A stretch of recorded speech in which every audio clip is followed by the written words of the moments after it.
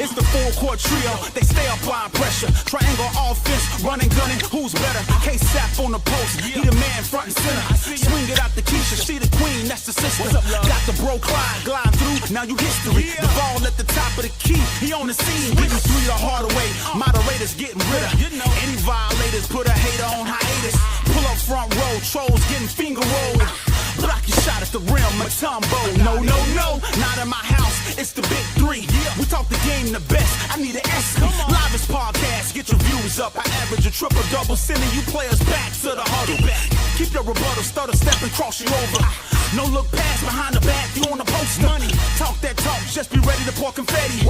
Kiss the rings of the champs, that's legendary. The numbers don't lie, most valuable podcast. Fast breakdown through the lane, steam back. Money, it's the full court trio. We're applying pressure. Yo, the bro Clyde, the sister Keisha, the queen. Duval, K-Sap, y'all know what time it is. Introducing full court trio. We up 3-0. What's up? This is 3-peat, 3 in a row. It's the full court trio. We up 3-0. Yeah, it's the 3-peat, 3 in a row. Let's go.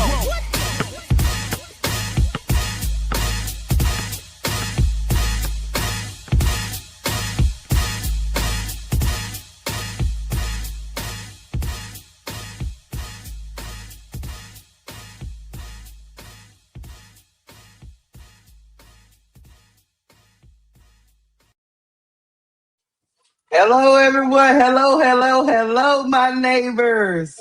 Hello, my neighbors.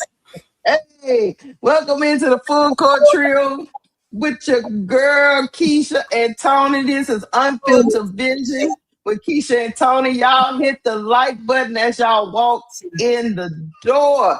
Hit the like button. I'm on baby duty. So if y'all hear him talking crazy, just ignore him. His mama is on the way. But hit the like button. Hit that like button, y'all. Come on, hit that like button. If you haven't subscribed to the Full Court Trio, please subscribe to the Full Court Trio. Subscribe to your host I'm Keisha at Cut the Ish Real Talk Sports. And that is Court Vision with So Pretty Tony at So Pretty Tony 7237. Good morning. Good morning, our neighbors. Good morning, our neighbors.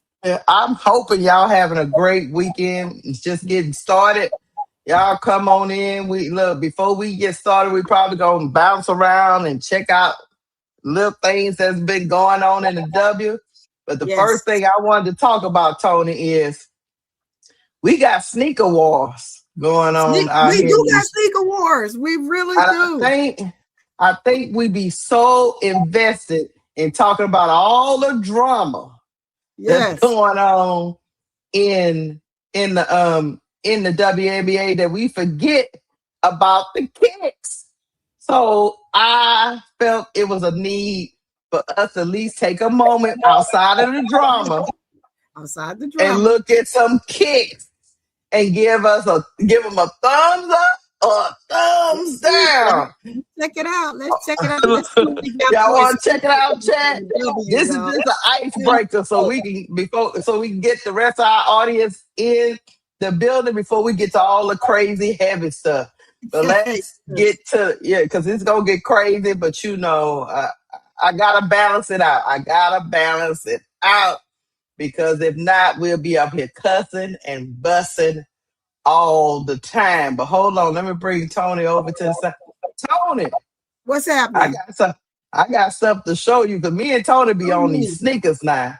We be on these, the A2s, white label.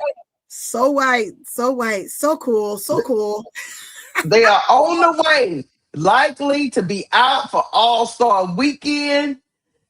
Let's see. Let's get a closer look. Now, those I could probably wear. See what it comes with. Tony, I'm looking. White label. White. You get a keychain with it. Yeah, I like that. Let me see. Okay, they say you can go click here and get more information. Let me see what it say. Like it's white. Ivory. Yeah, Okay, it says the Nike A2 white label should be seeing a release shortly, given All-Star Weekend itself beginning on July 25th. It's gonna be around the same amount of prices. Oh Lord, that the other A2s are, but yeah, this is the white label. You're gonna get a key ring, new collection alert, the yearly drop for it. Yeah, man. Hey, man. Yeah, I What like you it. all think? The I like A2 it. white label. All right, we gonna. I like it. I I I do. I I I, I, like it. I like it. All right, I chat. like We're gonna go to the next shoe. That is nice. That is nice. I'm telling you, man. All right. I can cop them. I can cop them. Okay, we're those. gonna I keep can. going. Those I absolutely can. I can cop And those. then our girl Angel Reese is coming out with the expressive pink. The light pink. Hey, Tony. Keisha. Tony, don't be broke. Don't go broke messing around I'm with not Angel. getting them. I Angel, didn't get the last ones. I told you I love you, Reese Poo. But no, you not gonna get AKA no more, Barbie, Tony. AKA Barbie. Yeah, no, I gotta get a jersey before I buy another pair of shoes. I don't have a jersey. I need a Yeah, jersey. I need they a dream jersey. they run for like 135, but Dark it green. is another colorway for Angel. Another colorway. They nice, Tony. I They know nice, Tony. I ain't gonna even lie to you. They nice, Tony. they're nice, but Tony. you can't talk me into it. I can't talk you into it, Tony. Nah, uh-uh. They Nah. are nice, Because Tony. we are Okay. gonna go broke. We're gonna go broke with Angel because Angel is gonna pull out every single color in the crayon box. You know the 60 count color box, the 64 color box got every color in it, and she gonna have the color shoe for all 64 count colors in the crayon box. But Tony, I ain't but fool- Tony, this was for the girlies right here. This for the girlies. I got some pink ones already. I got the pink Okay. ones All now. I right. don't need no more pink. They They cute. are cute. Very cute. They are so I stinking like cute. the highlighter, and I was on the verge of buying them. Put them in the cart. I said no. Hey, I like it. Look. Even Dreadhead said those pink go hard with my Prince Purple Rain t-shirt. Yeah, man. Yeah, man. It said when it's first purple red, go baby, go. Oh, Jackie said she got her white and silver. My feet. Wait. She said my feet is narrow. They're kind of tight. Yeah, I kind of been hearing that complaint. She says she addressed it, but I've been hearing that complaint. You talk about the A1. You talking about? A2. I mean the A2s. Yeah, that's the only reason why I didn't get them. She absolutely right because I went and tried them on, and I was going to get the second pair that came out, but it just didn't feel right on my feet. But the next pair, she says she addressed it and fixed it, but I didn't try that shoe on. I Right. told you, I like to go in the store. Jackie. I like to put both shoes on, and I like to walk around in the store with them, make sure they feel right. If they don't feel right, I don't buy them. But yeah, I did not. I didn't like the first. No, the first and second. Yeah, Jackie. She claimed the A2, she addressed that tightness. So I don't know what version of them you had, but she claimed that she made them a little bit wider in the Yeah, A2. So y'all let me know what she y'all did. find She out. said she addressed them in that color doing when they did FIBA, but she was in that FIBA.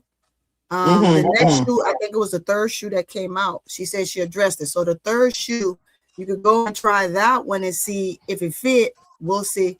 Tony having I am big girl. I'm doing the restrict thing. I really am. I All really right. truly am. Hold on. Let me see. I had some. Let me go find a better picture of the Queen Fees. Hold on 1 second. I want to It's the see Queen if Fees. you Hold guys on. tried A Wilson's, those A1s, A2s. Tell me what you think. Whose shoe is that, Fee? Yeah, I got some more pictures of the Queen Fees. Hold on 1 second. Queen Fee is with Jordan. Fee is on Jordan, boo boo. And the Fee is Queen on Jordan. Fee. Okay, let's see what Fee. Let's see what Queen Fee shoe look like. Man, we got sneaker wars going on. No. I'm sorry. Mm. It said Mila what?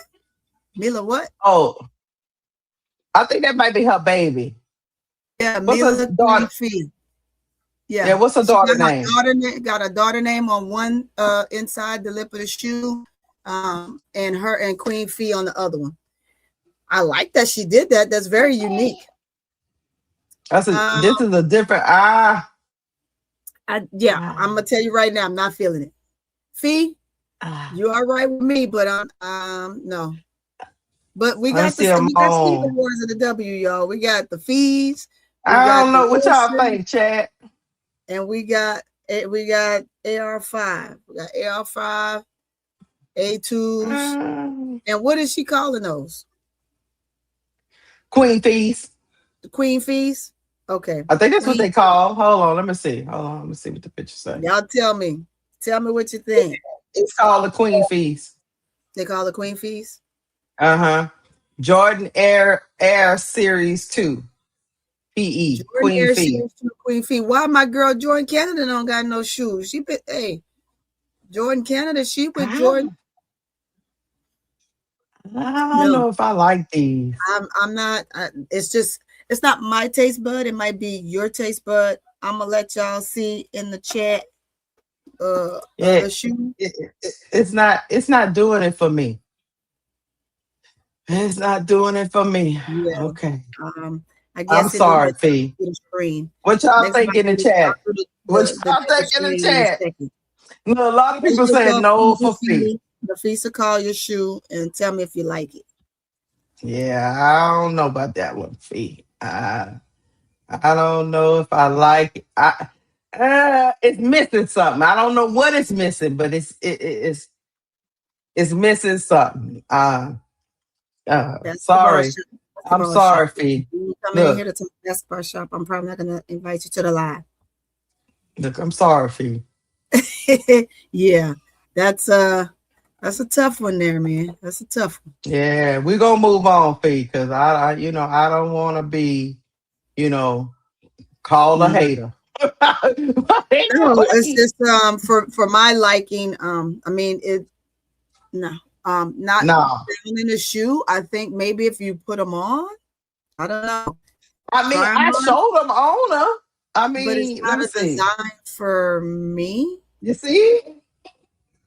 Yeah, just no. They don't do nothing for me. Yeah, no. They just don't do nothing. They just don't do nothing for me. Yeah, no. Okay. Okay, we moving on, chat. All right, I got one more to show y'all, and then y'all gonna tell me whether y'all like it. This boy over here just laughing at Paw Patrol. Here we go. All right, Sabrina got her white label. Ooh, it's coming out July 24. Zoom those in, Keisha. Ooh, and they coming out. I like the design. A bit. You like that? Hey, girl, if you don't put him next to you in his chair and give him his in the chair. Oh, he's just over here touching stuff. Okay, now don't get up here, you're gonna fall. Oh, I do have, and now I got a video of it too. Hold on, let me Jesus, I'm not gonna invite you to join, baby. Let me show y'all. This is basketball talk. Basketball shop. Okay, here we go. Look at this. Make it bigger. Hey, let's get it. This that go. What you think, chat? Skechers.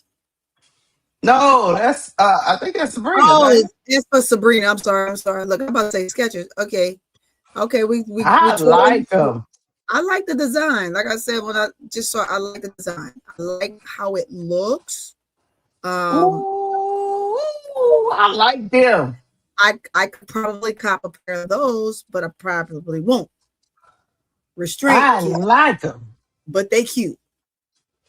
Yeah, and they slim. They look like something you could put on. I could look. The only way I would buy each and every last one of their shoe is to do a sneaker review. That's it. But I like that. The comfortability of them, the durability of them, how they look on my feet, of course. just different things like that. Yeah. Outside, Yeah, I like them, Chad. yeah, I like it. I do like it. It's been a long time coming because Sabrina has not done another shoe in a minute. So Uh-huh. I I guess like, everybody doing the white label, so I don't know. yeah, But I I like like that them. women. I like that more of them are getting shoe endorsements, so shoe deals. So I like it. Yeah, I like it, Chad. That was just not out of 4 we showed you. The question is, which one you like the most? Those are whose? All of them? Okay. Yeah, out of the 4 I showed you, these are Nike Sabrina for a white label. And If I had then to choose out of the white shoes, I would go with Sabrina's. But I do yeah. like the how she's formulating the different skin designs on for the A2s when it comes to Asia. Because the first one was just kind of like, the way she's forming the skin design, I like it. I want to see where the texture of the shoe might change when it comes to her. But if I had to choose out of the 2 white ones, I would go with Sabrina's. Only because they look a little sleeker. They don't have, to me, they don't have the bulkier look. The shoe may be extremely light. I like the heel of Sabrina's shoe better, simply because I haven't really come to a big notion. Yeah, see, like I'm more of a simple heel, back sleek. I like the trimming around the front part of the shoe. That whole look, I like that better. I'm more of that style than anything else. I would get a pair. Eventually, I'm gonna get a pair to support Asia, but the pair that I get it will be the pair that she signed because I'm probably gonna wear them. And I Man, would I'm probably telling more you. than likely do the same with see how even the top of the shoe just looks. I'm Yeah. a simple sleek and see the graphic, the detail graphic of the skin of the shoe. I'd have to look at the shoe and see if it's cloth or if it's leather. And then also Yeah. Well, I actually have to look. form It an looked opinion. like it's a little bit of both. Yeah, it looks like it has a mixture. How Yeah. it I fits can't in. really tell. Yeah. Yeah, because you can see this is kind of, you know what I mean? Yeah, This is that's kind of leather. leather. Yeah, that's And leather. this might be cloth in between. Yeah. Yeah, like For that me, net. Sabrina That net shoes cloth. wins. Sabrina shoe wins for me. Yeah. Only because Angel, I love that pink. Don't get me wrong. But you know, the white label is crispy, White crispy is crisp. clean. White is crisp. I would have to go with It's that rich. shoe. Um, and like I said, I got four pair of Angel shoes. I like to give the other ladies a little bit of support as well. And just go from there. What's going on, Ms. D? Go from Hey, there. Miss D. Yeah, but like I said, even if I got a pair of feet shoe, if I just bought a pair to support, it would still be one of those things where I'm looking to get her to sign them. I'm not looking to actually wear them for the comfortability of it. I know how my feet is narrow, and so it's if shoes don't fit right, and like I said, I'm in boots most of the time for what I do, so I gotta have my feet to breathe some. And if I wear a tennis shoe, I want it to give more of a casual than a basketball look if I'm going to wear it based on what I'm wearing. And so that's another thing that I kind of grew out of over the years, from just a basketball shoe to a casual tennis shoe. So if you can give me a basketball shoe that can go either way, which I think it looks really cool when it comes to Angel shoes with what you're wearing. It gives you kind of a sporty casual look. And if I could get a sporty casual look, even in Asia's, it's a sporty casual look. I'm liking it. I like the fact that they're going that route when it comes to the shoes for sure. You want to be very, very in tune. You would just want a basketball shoe, great. But if you want to put on the same shoe and put on some nice jeans with a nice blouse, it works out perfect. Or wear some comfortable, loose-fitting pants, casual pants with a nice fitted top. That's those things. So I'm kind of, you know me, you've seen me. So, Yeah, I'm telling you, man. I already told you which one. That one for me. Hey, yeah. man, we gonna do sneaker wars every week. God dog it. Sneaker Can we? wars, Unless we ain't got. WNBA Unless we ain't sneaker got no. wars. Oh Unless we Lordy, ain't got no new sneakers. Look, unless I we ain't know, got no new sneakers to I present. know. But hey, before we get into the topics, I also do want to give a shout out to the Angel Reese Foundation. I'm gonna play the promo after this boy stopped hitting the doggone desk with his wooden spoon that I used to get him with. But anyway, let's get to it. I want to give a shout out to the Angel Reese Foundation, doing real great things in the community. I just want to show this to you. If you feel like you go out there and support, they're doing good things in the community. Um, Angel Reese, the first, Tony, the first Angel Reese. She is the Yes, president. So I'm gonna play the promo, let you know a let's see little the bit about promo. what Let's see the the promo. Let's see the promo. let you listen to a little bit of what the Hey, foundation you is girls, come over and doing. say hi to us over at All right, hold on. Let me go off camera for. Oh, I'm still off. Okay, here we go, chat. Let's get this Let's see. thing. What? Where it went? Okay, where did it go? Where did it Here we go? go. Where did it go? Where did it go? All Go, right, here go. we go. Injury Foundation. Okay. Hello, my name is Angel Reese, and I am the president of the Angel C. Reese Foundation. A foundation established by my daughter, Angel Reese, who plays for the Atlanta Dream in the WNBA. Tees it up for three. Doesn't go. Reese and good for goal. Big Angel Reese. Never the little one. We are honored to support the Saints House by helping furnishing their newest Mommy and Me home together. Ah, nice. I love it. Look at all the women doing their thing. Women empowerment.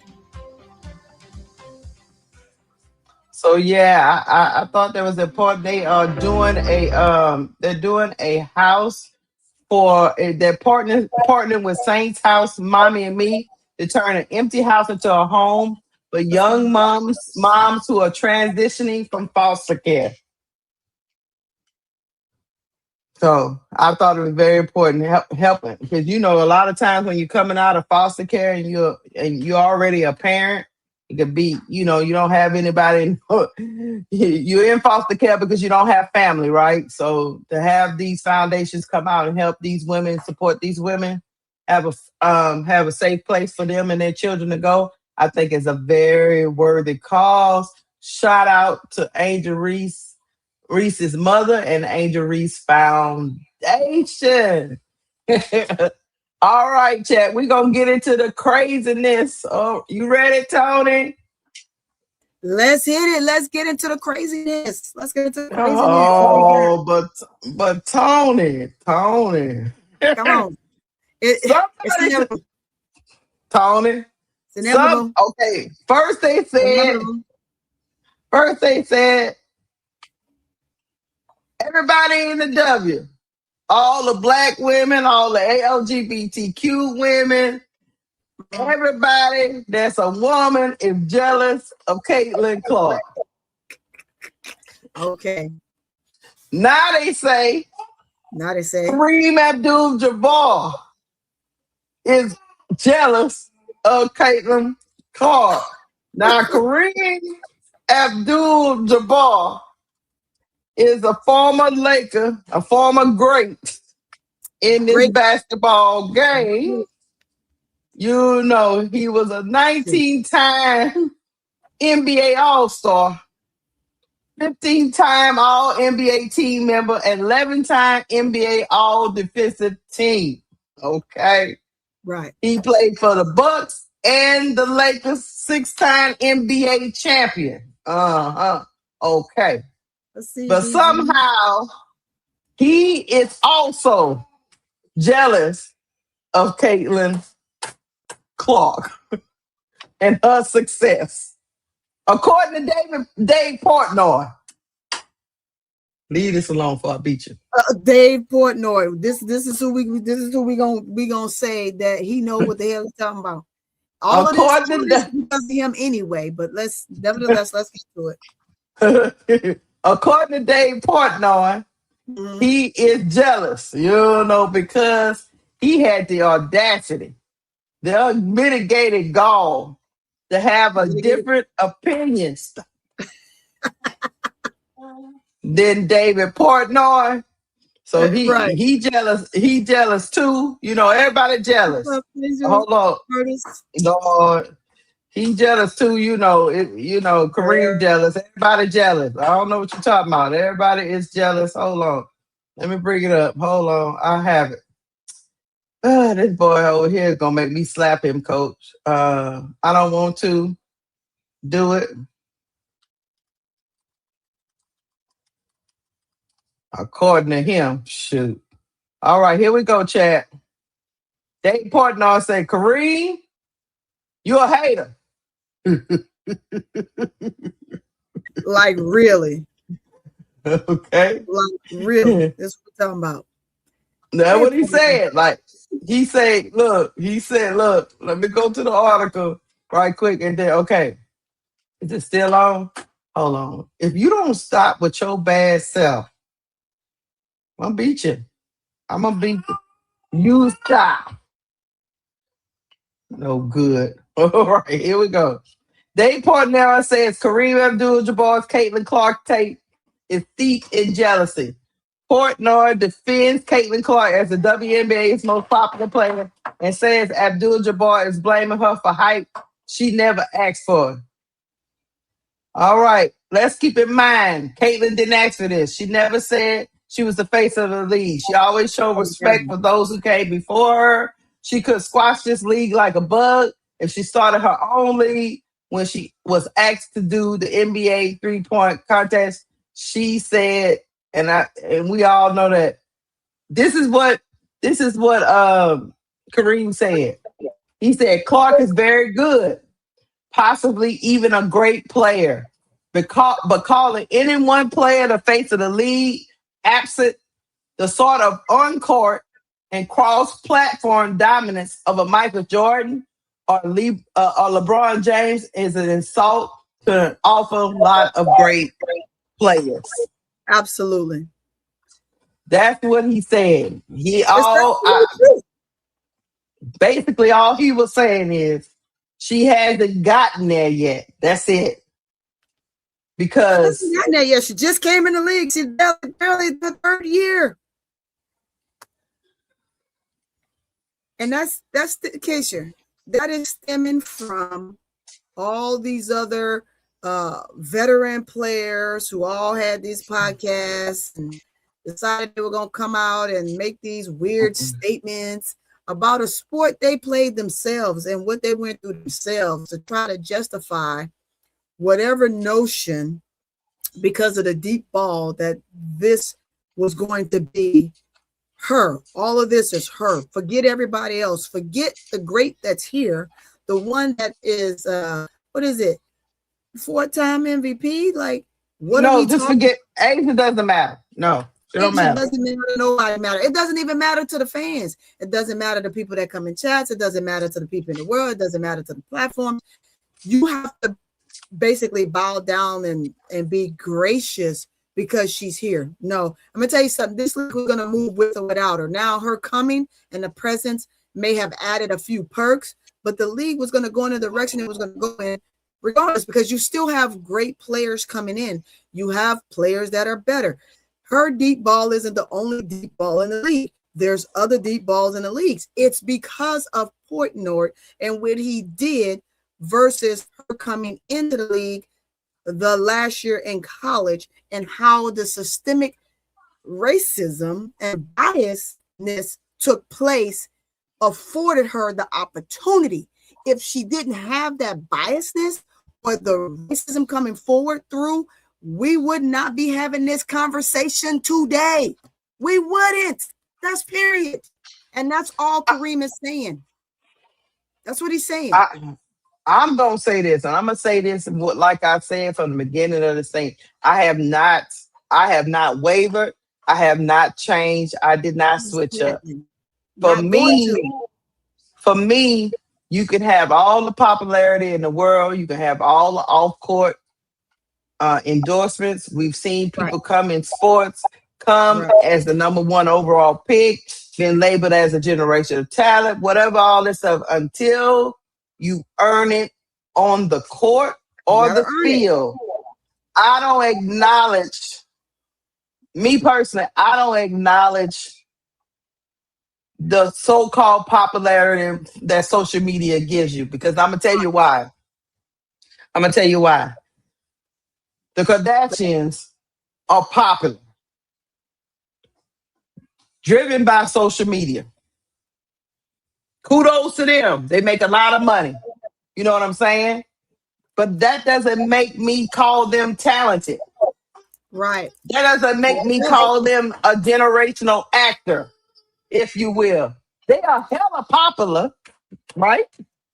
Right. But that doesn't make me call them. That doesn't make me call them an Oscar-worthy actress, because they more popular than an up-and-coming actor or somebody like that. Yes, they might have more ratings than another actor. A great actor can have a bombing movie and not be as popular as the Kardashians. You have to earn it in your field, is my point. You do. Tell me this, Keisha. Tell me this. And in order to earn it in your field as well, right? Tell me what has, and this is a simple question. Hold on before you say that. 6'8"? Yes, he was a famous attorney. Their father was a famous attorney, but he was not famous for being an attorney. He was famous for being OJ's friend. Exactly. We talking nonsense here, boy. There were other attorneys that were famous for their craft. Robert Kardashian, rest in peace, but he did not become famous for being an attorney. Matter of fact, he had to go back and get his license to be a part of that trial, because he had moved on to another profession. That's exactly what I was about to say. He had to go back and get his license. What are we talking about here? That's my point. You just here? made my point for me. You can become popular based off of whatever happened. You know, that was the trial of the century, right? As they used to call it. And you can become popular on it. But you cannot feed to people that you are the best attorney when people are watching the other attorneys handle OJ's case. Exactly. So there's one thing, there's popularity, and then there's being really good at what you do. Those are two different things. This current culture that we live in makes celebrities every day. If I go viral and become a celebrity, doesn't make me the best podcaster out here. It doesn't just suddenly make me the best podcaster because I went viral. It doesn't. All I'm going to say is, all I said at the beginning of this whole thing, and I would say it for a woman or a man, earn it. I'll give you the respect. Until then, you just another player like the rest of them. Now, hey, you don't have to have my same, Tony, you don't have to have my mindset. You can crown people ahead of time. I just don't. Because, yes, Caitlin Clark dropped 44 points last night, right? We watched the highlight. Yes, she did. She had a great game. She torched the Storm, right? they torched in kind. I mean, because they only won by 3 points. So both teams didn't really play no defense, to be honest with you. But at the end of the day, she still dropped 44.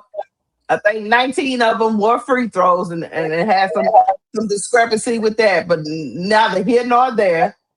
But Right. what does that mean? Marina Mamie dropped 53. She dropped 53 and tied it. So 45. Look, beat that And top Paige 10, Becker and then we'll have dropped. a conversation. We're not talking about the rest of that Paige nonsense. Becker's already did this. Yeah, Becker's already did it. She dropped 45. 44 points. She dropped the same thing.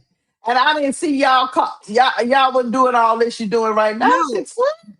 Right. They won't give any other female in this league praise for the job well done and they're doing, because it's easier to talk about Caitlin. Stop it. There's many women in this league that have done what she's done and more. But because of the glazing that happens with her, this is where we are. Oh, she dropped 45. So what? Other players drop 50, 55. 54, another guard, like they're all, it doesn't matter. Like, what are we talking about here? Be happy that she scored the 45 points. Great. Love to see that it happens. Let's cheer on the fact that great job, Caitlin. You put up 45 points. But to dismiss what the other women have done is downright diabolical. We shouldn't be doing that. That's out of line to me. It's disrespectful. And when people come in here and say that, well, you know, she's coming in the league and she's done stuff nobody's never done. Bull, I call BS. Who hasn't done the deep? Who doesn't shoot the deep ball? Sabrina most certainly do. I've seen Paige do it. I've seen other guards do it. So let's Paige dropped 40.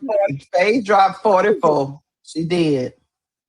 Yeah, she dropped 44. It doesn't matter. Like, we just gotta give praise for praise. We didn't crowd. Not overanalyze the rest of the stuff. Don't be disrespectful to the other players in the league. Cheer on your great, but also if you here because you are part of the game and you're interested in the game and you want to talk about the game and you want to give analytics of the game, let's go through it all and give all the ladies the props. I'm getting so sick and tired of the one-sided narrative. There are how many teams in this league? There are several. How many players in this league? Almost a little over 200. The sucking up is ridiculous. It's just, we don't care about the rest of the stuff. Give all the ladies the praise. What you do for your team, for your particular organization, great, right? Love it. But don't be disrespectful and dismissive to the others. It doesn't make sense. I'm not going to sit here and dismiss something that another player did because you just want us to glaze one person. We literally say kudos to Cece for her 45 points. Great. Move on to the next chapter, because y'all, that's what you do. You dismiss everybody else. You don't congratulate anyone else. It's not, if you're going to be a part of the league and you like what's going on in the league, then you praise everybody in the league. And that's what we do here. This is what we do on Full Court Trio. This is what we do on Cut the Ish. This is what we do on Court Vision and so forth. On the Players Club, look, it is what it is. We're not here to soak up the whole narrative on a channel about one player. I'm not going to do it. But kudos to her for doing what she got. Appreciate her. Kudos to her. Good job. Maybe that's the record for the Fever. Good. Good for you, Caitlin. Move on to the next person, right? Because we're talking about what the great is, what we're moving forward next. Let's get into that. Let's get into, okay, that's what she did. Also last night, they put belt ass to the Storm. I mean, they did not. I mean, we can talk about the fouls. Again, I'm not going to talk about that because I literally have not watched the game. And until I watch the game, I'm not going to talk about that game. All I know is what she put up, and then we're going to move forward, right? But we're forgetting about the other players. There's several players. I didn't see anybody go broadcast. Hold on, Tony. Go ahead. Broadcast. Hold on. Paige. Go ahead. Look at Paige. Hold on. This is what they said about Paige. Enjoy your manufactured 40 ball. Can't relate though. Ethical 40 ball. Ghosts don't need a whistle. Oh, really? That's what you said? Ghosts don't need a whistle. That's what they said. They said ghosts don't need a whistle. But they just changed their mind. They just shit on their own words. Did they not? They just shit on their own words. The double standard is so glaring. That's what we're talking about. The double standards. This you minimize and degrade what she did for her 44 points, and that's where I was going with that. You minimize and degrade her 44 points, but we gotta glorify and manifest all over everywhere CC's 45 in the same season. I'm just saying, right? Then we say, find what they said about Marina Mabry's scoring this year. And we're just talking about just this year. This is the problem that we have with some of you CC fans right here. Because you minimize what the other ladies are doing to big up and chalk up what CC is doing. Which CC is doing the same thing that the other ladies are doing. It's no different. It's no different. I'm just gonna So you don't have war with me. That's why look, you come in my chat with that nonsense. You know what I'm no, we cool. But hold on, I'm gonna get we didn't talk about Paige. But hold on, let me give Marina Mabry some love since we out here poo-pooing what she did. Because Marina Mabry dropped 53. She had 6 rebounds, 9 of 18 from the 3, 17 of 28 from the field, 32 minutes played. Let's just take a look at the 3 ball that was falling from Marina Mabry. And she on a team where she is the only one right now since Brittany Sykes been out. Yeah, she is on a scouting report, not with multiple people, by herself. Here we go. The shooting is contagious. Lots to track. This is your best 3-point shooter right now this year. She comes around. She's got the highest usage rate of her. This your best 3-point shooter this year. Solidified 3-point shooter. I thought nobody get guarded like this. That's what they said. Nobody get guarded tight. Nobody get guarded 50 at half court. Back to Mabry. Good action here. Mabry lays left floater. Let's go, Mabry. She gave you everything in the bag. Everything's in the bag. Here comes the tempo. CC fans, she's in the bag. First here by the tempo. Same thing. Logo 3. Let's go. Marina Mabry said, "Y'all gonna respect my name." We've seen the layup. We've seen the 3-pointer for the tempo. This your best 3-point shooter in the league right now. Stop it, bro. Best 3-pointer in the league right now. 3-point shooter. Oh my! Just really pushing the pace tonight. Mabry's night. Our sideline reporter, Kayla Gray. Bam, she said, take that. Shoot it anywhere. This week. Get into the club. Anywhere you want to go. You want it here, you want it there. Where you want it. And she could go left and right. She could go left and right, Keisha. Yeah, this morning talking to Nneka and Gumake, she go left and right. What she noticed in terms of not one-sided. No. Offensively, she's able to match it, and that takes confidence to show up on both sides of the ball, guys. Thank you, Kayla. Mabry for the career. Come on! Marina Bucket Mabry. Not Bucket Mabry. Marina Bucket Not wherever you want it. Wherever you want it. Whatever you need me to do. Inside, mid, to the bucket, you name it. Here it is. Bow, bow, bow. And she's guarded. She's guarded full court on a lot of these. Not half court. She's guarded full court. Full court on a lot of these. What they guarded, CC? Oh, I'm getting me a little post in. Go to hell, you no good niggas. Come on, Mayberry for three. Sometimes you just gotta make people look like fools, man. Sometimes you gotta make them look like fools, y'all. What's up, Miss D? Let's see you. Thank you, Miss D. Thank you. I appreciate you.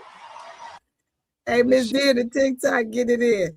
Hey, Hey, Maybe say you gonna put some respect on my name, damn it. where was all that glazing for Marina? I don't see none of y'all calling her generational. Yeah, so like everybody needs to be praised. We gonna praise one, but we're not gonna praise the other, Keisha. We gonna praise one, but we're not gonna praise all these ladies this year But getting it done. they are. But we kudos to Marina Mabry. Hey, Mabry, you a crash out, and I like it. Trust me, I love it. You get it, crash out. Asia Wilson. Hold on, let me get the money. Thank you for becoming a member, Dre Stewart. We appreciate you. Yes. And Auntie Fee, thank you for the $5 super chat. Saying the issues and apology to Angel. I sent to Graham. If y'all want to peep at after your set topic, I will definitely peep it out, Auntie Fee. Let me get through this right quick. I'll peep it out. Yeah, I know. I'm gonna get to it. I'm gonna get to it. She's trying to adjust the fire, Keisha. Yeah. Hold on. Let's get back to it. Hold on. Now, granted, let me tell you something. I can see. Let me tell you something, CC fans. You know what's so. CC? Wait, Keisha. Look, this is for CC. This is for Marina Mabry. This is for Paige Beckers. This is for Asia Wilson. These are all the ladies that scored 40 to 45 to 50 plus this year. Kudos to all of them. I'm a supporter of the W. I'm gonna glaze. Let me tell you something. Is playing at that time, and then we're gonna move on to the next one. Yeah, I love glazing. Let me tell you something. I glaze when it's time to glaze, but I don't go overboard. Let me tell you something.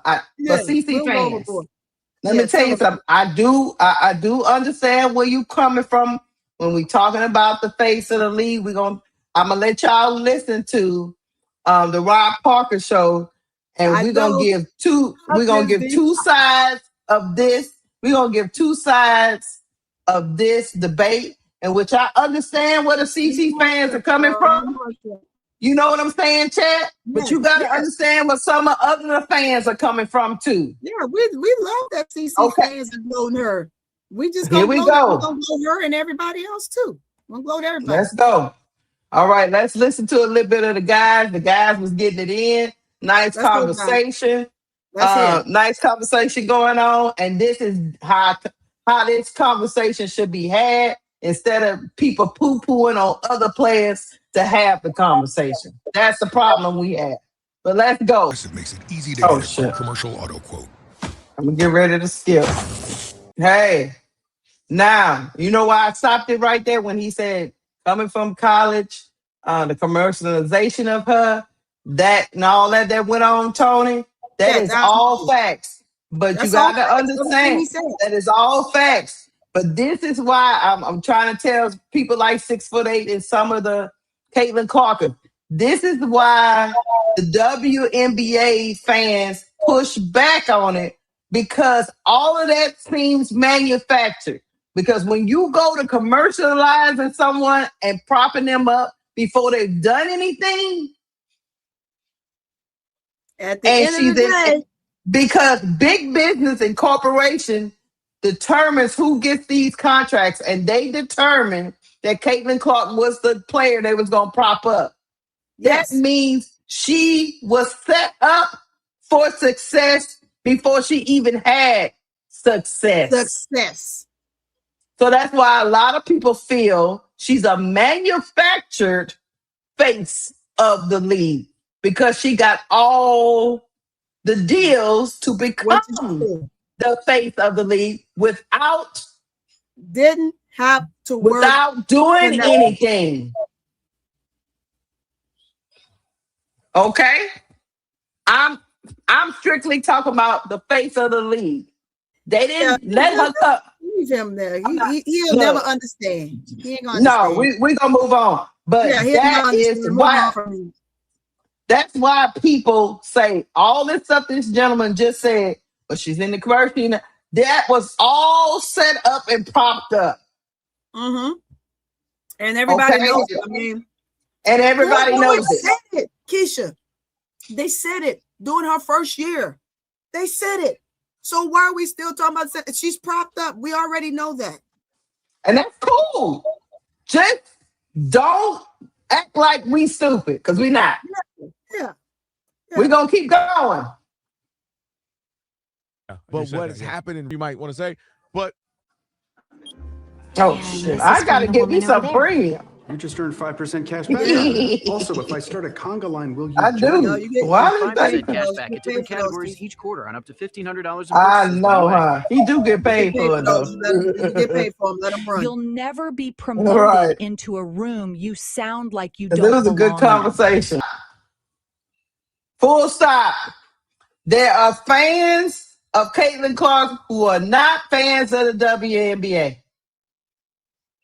But you are the face of a league that a lot of your fans do not care for.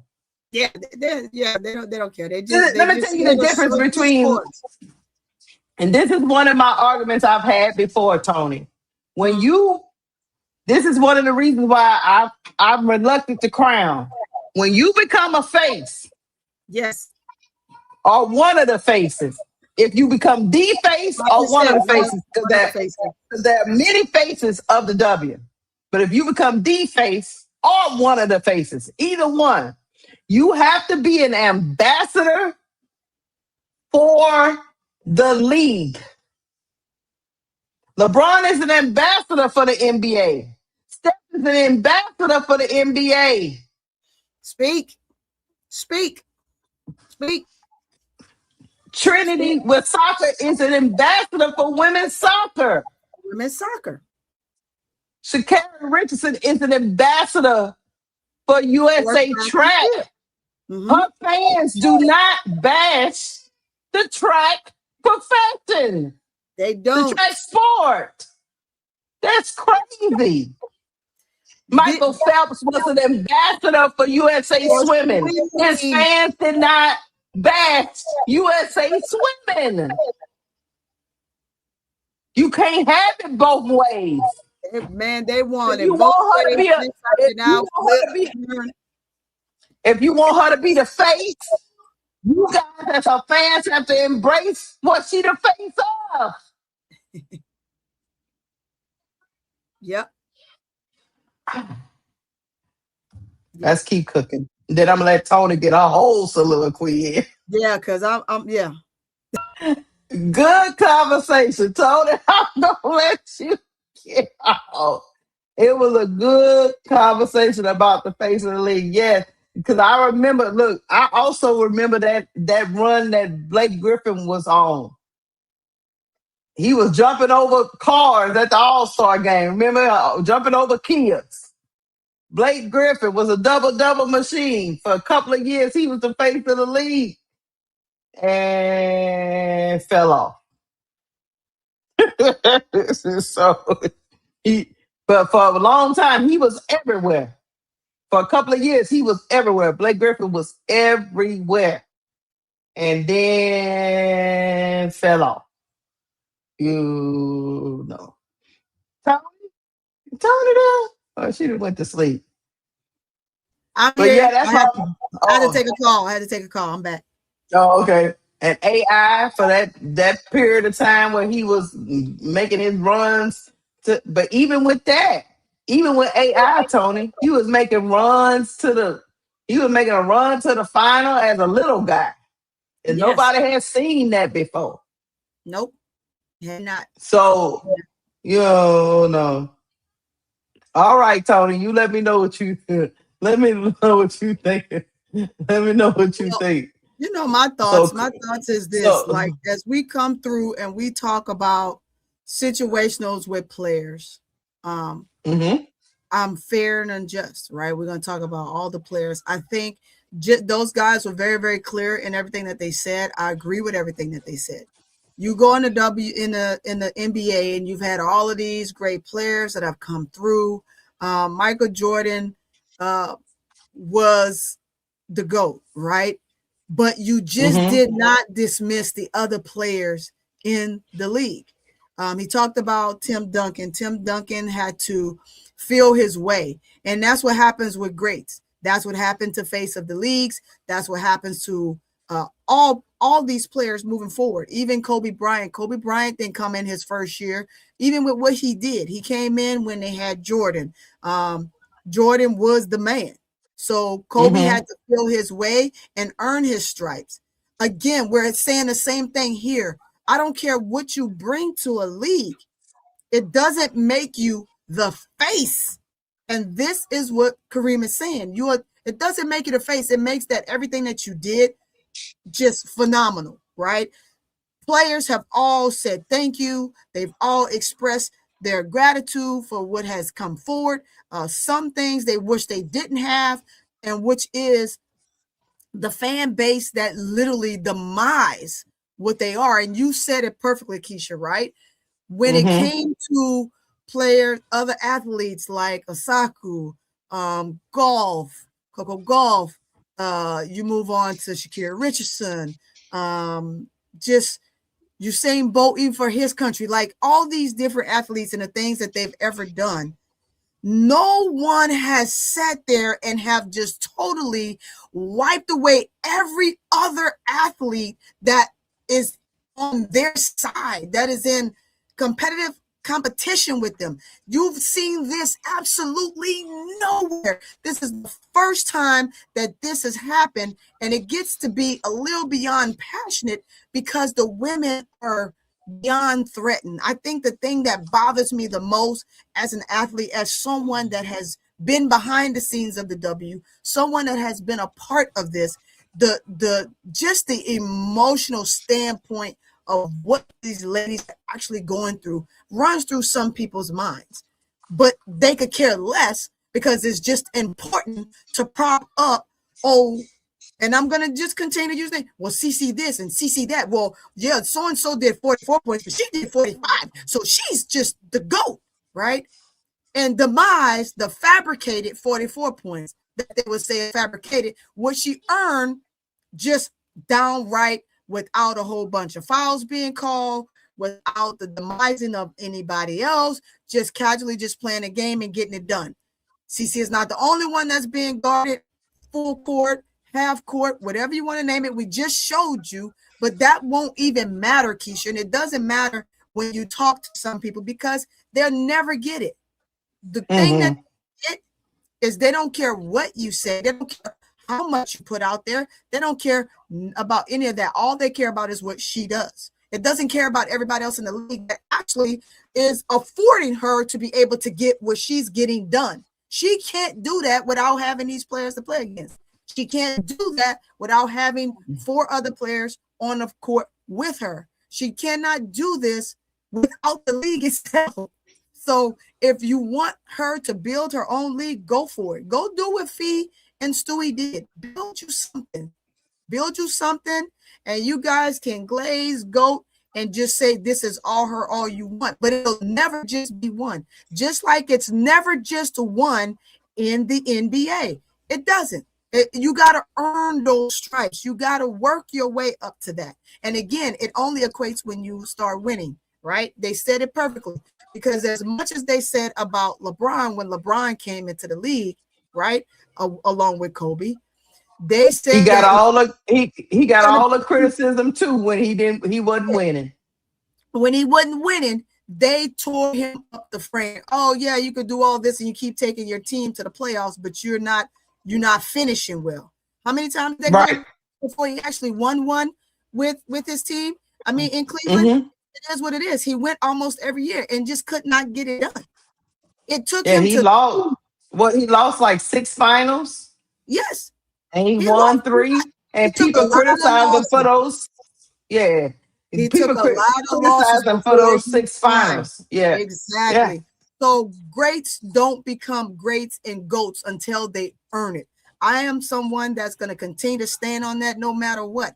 People can come in here, they can say whatever they want across the world. And I'm talking about globally, right? I'm not talking about just this. This is internet. You know, people gonna come in, they're gonna glaze and say whatever, right? But globally. And that's when it comes when you're talking about people like Kareem and all these others coming forth.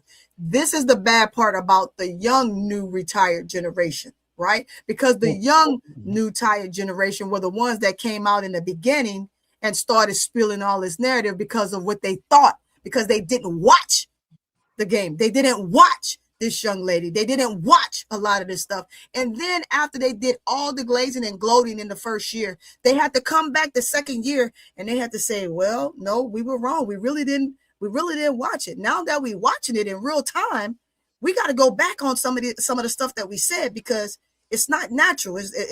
You know, we said these things, but man, no, we watching this game and we watching how it go. And consistency is a key, right? And some of the things when we talk about the GOATs and who's this and who's that, those guys started off being fucking consistent.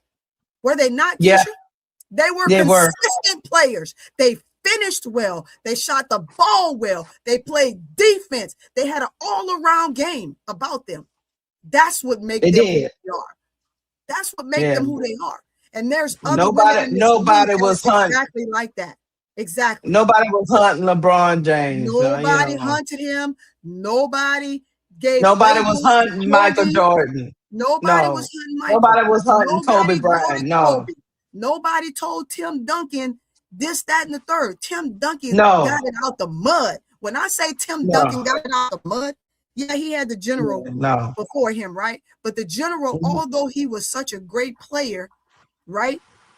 And Duncan came behind him. Duncan still had to earn his stripes. You got to earn your stripes in this sport. Nobody gives you nothing. And to give somebody something who hasn't earned it, and when she doesn't play well, you make excuses. When she plays well, you overglaze, right? But nobody else in the league can be anything else other than just passes to this young lady. That's crazy to me. We got to stop this. It's crazy. Whether you stop it or not, it is what it is. We're going to keep moving on from it. But I'm going to continue to say this. You are going to earn it. And nobody's going to give it to you no matter how many times you sit here and you try to say she's the GOAT. I don't give a damn. I tell all you fans of hers, she's not and she won't be until she earn it. And I'm not going to give it to her until she earn it because you got to earn it with somebody like me. You got to earn it with somebody like Kareem. You got to earn it like that with other players that do understand the game. Y'all chewed out Cheryl. Y'all chewed her out, swoops, because of the things that she said. You chewed out this person. But now you say, oh, well, you know, maybe when she don't play well, she have more stretches of not playing well than she doesn't play well. Hey, so what are we talking about here? We're talking about just glazers who just want to sit on something that they know isn't right? But it's easy, Keisha, to sit there and stand on your certain business. As they would say, I'm standing on business. Your business is weak as shit. I'm telling you right now. You standing on corner store Bobby, standing on corner store Bobby business, which ain't shit because corner store Bobby ain't got $2 in his pocket. Is what I'm saying. Tony. We can get on Ryan Howard for being inconsistent. We get on her all the time about being inconsistent. We talk about everybody that's inconsistent. But when she have a good game, we call her the GOAT. Come on, man. Yeah, exactly.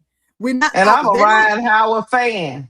They don't glaze. They don't minimize, and they don't. Come on, man. Sit here and critique when she's not having a good game. They don't critique her right. They just say, oh, you know, they did this. It's everybody else's fault that this young lady don't play well when she don't play well. It's somebody else's fault when she doesn't shoot well. It's somebody else's fault because they know she can't play defense. Her team needs to hide her. Again, it's her team's fault. It's always someone else's fault versus having and making her accountable as a true player. Because as we continue to move forward, Keisha, it's not going to work. And it was shown just last year, shown this year. And guess what? It's going to get even worse. I wish her the best. I'm going to cheer her on when she's doing well. When she's doing bad, I'm going to critique her any way I see fit. And whoever don't like it, that's your problem. We can agree to disagree. We can have a debate. But at the end of the day, she's going to be critiqued. And that's that. Tony, somebody came in my chat and told me, Keisha, what they tell get you? up off Ryan Howell. You know, she spends so much energy on the defensive end of the floor.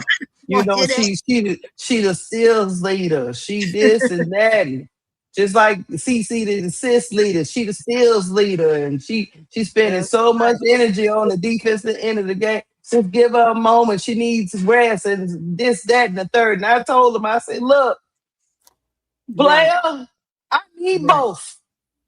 You want to be my GOAT? I need an all-around game. I'm sorry. That is my criteria. It don't have to be yours, but it's mine. Ryan, tighten up. Ryan, tighten up. I'm gonna say this. 6'8". Stop that. Hold on. I gotta get to the money. Yeah, go ahead. She was critiqued. So to say nobody critiqued Angel for the 5-game losing streak, but at the same time, she's being called unfairly, and you know that. So don't come in here with that. Oh, he just lying. We critique Angel all the time. Get engagement, and guys, don't entertain that. I'm just telling you, y'all know better than don't that. Feel that because during the game we going off. We're going off on Angel. We're going off on Rye. We're going off on Leash. We're going off on everybody. We even going off on Jordan Canada polling, baby. We go off on Canada. Canada got beat up so dang on bad. Poor Canada. I had to recant some of that stuff. I was like, you know what? I can't be so hard on old Canada because I was on Canada's head. Hold on. I got something for you. Let me get the money. And then I got something for you. Hold on. Because we're going to talk about it for a brief second because everybody wait. Look, we ain't messing around with the people in the chat. We just going to move on. We critique everybody doing. Nah, no, don't get it twisted. You know, good ninjas. Here we go. Thank you, Auntie Fee, for the $10 super chat. She said her rookie season, they said CC sold the most jerseys. What they didn't say is they didn't restock Angel jerseys until the season was over. Yeah, that was true. I think they lied about others' numbers that year, fabricated agenda. Well, you know, there's a lot of people that say a lot of things are being done on purpose. You see evidence of it, but hey, this is the world we live in. People craft narratives whichever way they want to craft them. So I did want to show y'all this though. Before we get to the next topic, at the end of the day, I'm gonna give a couple of people some love because that's what we do. First of all, Jordan Canada, you know, some people say we don't critique our Dream fans, but that's a damn lie. Because I be up here critiquing. I be on Jordan Canada's tired game. I be on Jordan Canada's head top. But I want to tell y'all some fun stat. Jordan Canada is the only player in WNBA this season with multiple 10 assists games with 0 turnovers. She got the most. 10 assists, 0 turnovers. She's having her best season yet. Anyway, she don't turn the ball over. She's a point guard. All right. Big shout out to Jordan Canada. Didn't know that. And then I want to say, okay, you know, last night at the game, you know, Angel and Dream and Ryan and all them beat the hell out of the tempo. Yeah. And something was said when we didn't know if Sandy Brondello had said At first, we thought she said ticked species or something she's species, like but a something species. What was it? some. But You still everybody got now it? has said, yeah, hold on. Everybody now has said that she said protected species. Didn't sound like it. But I didn't know what she would. To be honest with you, I was very I said, remember what I said last night, Chad? I'm gonna let it play out. I got to see what actually was said. But here's I got what was it's kind of muffled. You know, she was off in the background, you know what I'm saying? So we'll try to hear a little bit, and then I'm gonna tell you what happened after that. Hold on. This is a breaking story. Let's go. Let me see if I can hear again. I think she said protected species. Hold on. Sandy Brondello pleads her case. Carl Smesko has walked over. Yeah, that's what she said. She said she's a protected species. Okay. The officials. How is she I'm gonna play it protected? again. Yeah, go ahead, play it again. You see, you heard it? Yeah. Now I hear it. We couldn't Yeah. tell. It sounded like she called something else species. Yeah. She said protected species, chat. I'm gonna play it one more time. I want to know how she protected is what I want to know when she got the Hold most on. in the league. Hold Play it on. again.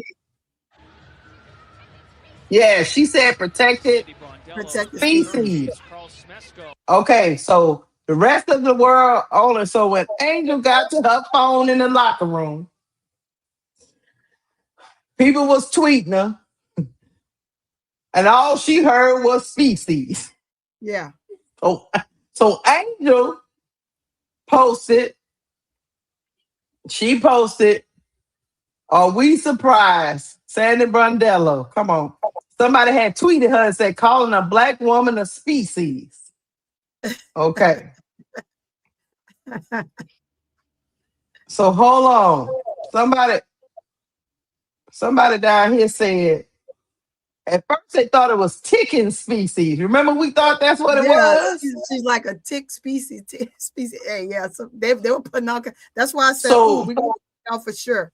Because it's so people from Australia started chiming in, saying, "I have high concern. To be clear, I'm indigenous from North Australia. I'm a flag waver and a land protector. Sandy is from QLD. We know what happens to my people, especially there. So I don't know what's going on with that. I don't know what that means. I don't know what that means. Face. They wrong for that face they posted. Whatever. Concerns based. So somebody says concerns based on certain words, tone, and our slang, calling it a hyper-local look. The indigenous people, Australians, started chiming in. They said, "Mate, am I right? Tell me, ticking and species meaning change. Species meant mutt. We know what tick means, like when they call us bugs. Sanders from QRD is Y2. I'm NSW, whatever this be. I want to be sure, plus her inflection." So let me tell you something. I don't know about the hood stuff going on in Australia. I don't know what's going on in Australia. But anyway, all Angel heard was, "I'm a damn species." What in the hell? Species. What the hell does that mean? Okay. But however, chat, Sandy has came out. Just the word species alone is diabolical, but go ahead. Sandy has came out, chat, and apologized to Angel Reese for calling her protected species during Friday night's game. I'm going to read what she sent Angel. She said, "Angel, I'm sorry. Last night, in the emotion of the moment after Nayara's injury, which is baby Sabali, I used a phrase that I shouldn't have used, and I take full responsibility for that. My frustration was with the officiating, but my words unfairly put the focus on you. I also understand that my words carried an impact beyond what I intended, particularly for Black women in our league, and I'm deeply sorry for that. I've spent my career competing with, coaching, and learning from incredible Black women. I regret that my words cause hurt to a community I respect so deeply. I have a lot of respect for you as both player and a person, and I sincerely apologize to you, your teammates, and the Dream organization for my comment. Tony? Keisha. Hey, I'm gonna say this. It's just like it's the regular norm, right? People say things, do things, and then they regret it later. Just like now. People called her so many things. People talk about her like a dog, even yet to this day, even in this very moment in the chat, right? They talk about her and treat her less than, right? Versus taking the things that she's doing and she's growing from and she's becoming a great young woman. They demise, it goes back to the rest of the women in the league as long as, and more so her over the rest of the women in the league because the narrative that they want to keep up, which is not there, right? To demise her is to always come back to equating her to Cece. That narrative with Angel and Cece, that shit's dead. It's dead. We got to stop it, right? It's been dead for some time, right? But you got to stop trying to pin something. The girl takes so much criticism, threatened, told she's gonna die, her family's this, heads on other stuff, demising her, depicting her, villainizing her, sexualizing her, everything all over again. And it just continues. Every year we come with a new narrative constantly. And regardless to the heat of the moment, Sandy, you got to think before you speak, right? And this goes for everybody. Oh, well, and it goes, and I'm just gonna throw this in there. Oh, well, so-and-so sat on the bench and they called that girl a B. But they got crazy when Caitlin sat over there and called her a B. It's not okay for either player to call somebody a B. If we're going to call out one, call out the other. You call out this girl, but you didn't call out Cece. Again, Angel said da-da-da-da. Angel clapped. Or Angel told the ref, like, what did I do now? Like a call last night, right? Her fourth foul. It's like, what? She went for the rebound, and they called, like, clearly away from the player, and they called her for a foul. It's like, what? You calling me for a foul, and all I did was rebound? Those two are right there. I'm right here. Again, the discourse in which this young lady gets 24/7. You are nowhere near a player, and you got called for a foul. But other players, according to last night's Storm and Fever game, you sneezed on CC and you was called for a foul. She went to the foul line 19 times from my understanding. Again, I still got to watch the game to get the full gist of it. But one player going to the free throw line 19 times is a problem. It's a big problem. Calling another player for a foul when she's not even in the area is another problem. Only for Sandy to say what she said doesn't make it's just a broader issue.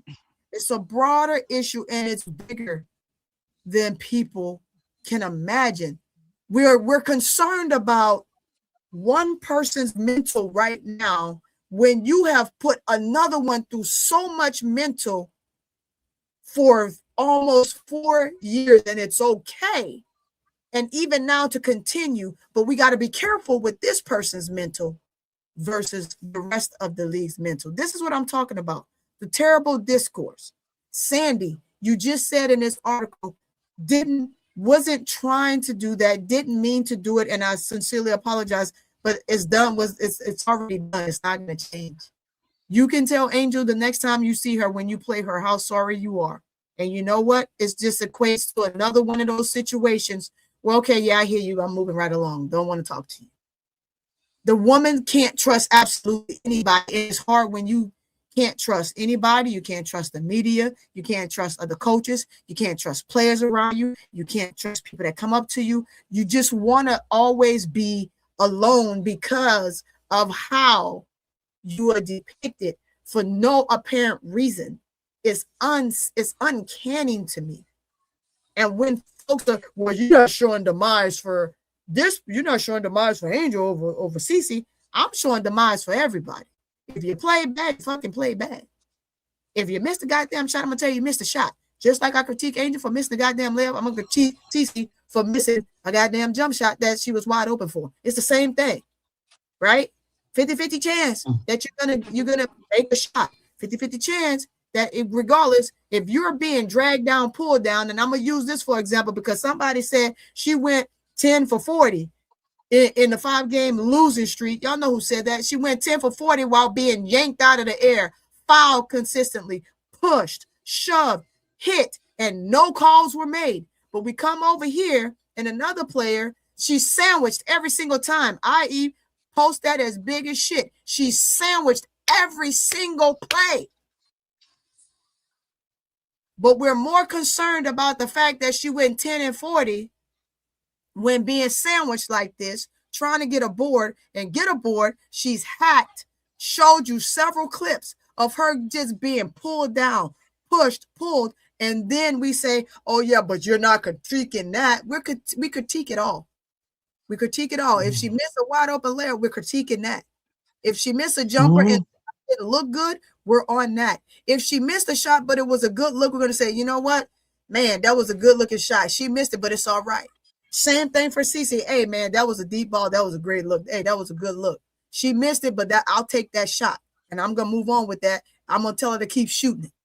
Same thing with a Mitchell. Mitchell, hey, man, that was tough. She missed that. But you know what, Keisha? I want her to do that again. Because it's important. It's a part of the game. Same thing for Marina Mabry.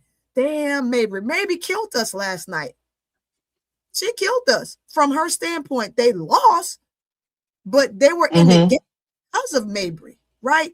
Mabry put us. She dropped 26 last night. The girl, hey, Keisha, she had 14 in the first. What's that? In the first quarter? Was it 14 in the first quarter? We had to find a way to slow her down. That was first 14 points was in the first quarter. Now, Semesco made the adjustment. But if we're going to critique, we're going to critique all the way around. Period. Now, over and over again, there's always, and that's why I come back to this, Keisha, and I say this, I've said this the last 2 times since it's been said. When a player has to sit here and say, I expect to be disrespected, I have a problem with that. This is how this lady has to feel. This here is a notion. I expect to be disrespected. Okay, she said it, diabolical, moving right along. That's a clown. And just move forward with it. That's all she can say. What else she gonna say? Ain't nothing else she can say. Because she get demised so much that you can now sit here and say, I expect to be disrespected every day. I expect to be disrespected 24/7, all day, every day. And just have that frame of mind that now you have to be okay with being disrespected by clowns, people all the time. And it's a norm now. It's insane to me. It's insane that this 24-year-old has to say, oh, I expected to be disrespected, but to do this to my teammates is crazy.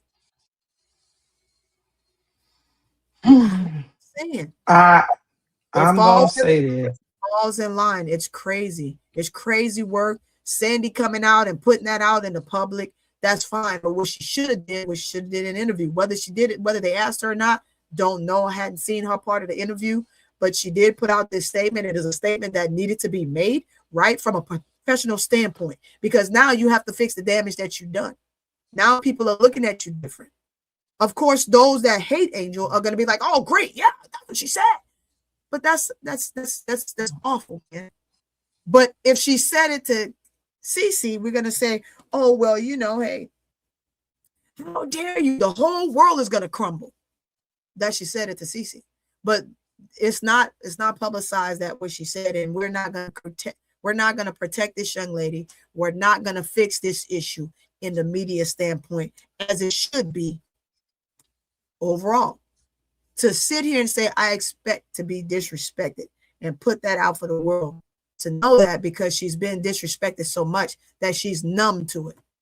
You know, she's to the point where she's numb. You got to get numb to it in order to be even continue to still play this game. And I'm going to say this for Cece. Cece, if you're not numb to it, maybe get numb to it, because people are always going to say stuff. She's protected because, again, her stuff is removed. They remove her stuff and don't remove the other player's stuff. Anything negative that comes on her media pages, it's always removed.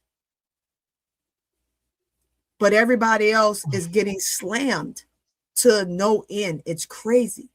It's unfreaking real to me. And that's where I'm at with it. It's something that Sandy needed to say, Keisha. It was important for her to put that out from a professional standpoint. Just like it's supposed to be professional for the franchise player of the league, the face of the league, franchise player of the league, to be able to come out and say some of these same things, which doesn't happen, right? You do that and then fix it, but it's also not her place to fix it. It's her place to fix it, but it's not her place to fix it. You know what I'm saying? It's a twofold when it comes to that.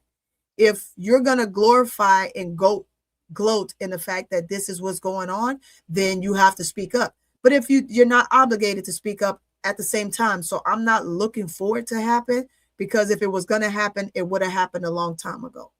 But as other players come in the league and dominate the league and other things start to dwindle, it's going to be a different story. And that again, time will heal that, and it's going to take care of that along the way as we continue to move forward in this league moving forward and other players coming in. All right, hold on. Let me get to the money. Thank you, Hog Boss, for the $2 super chat. He said, "Why I'm not a mob? People need to be time out, left out." Give me a minute.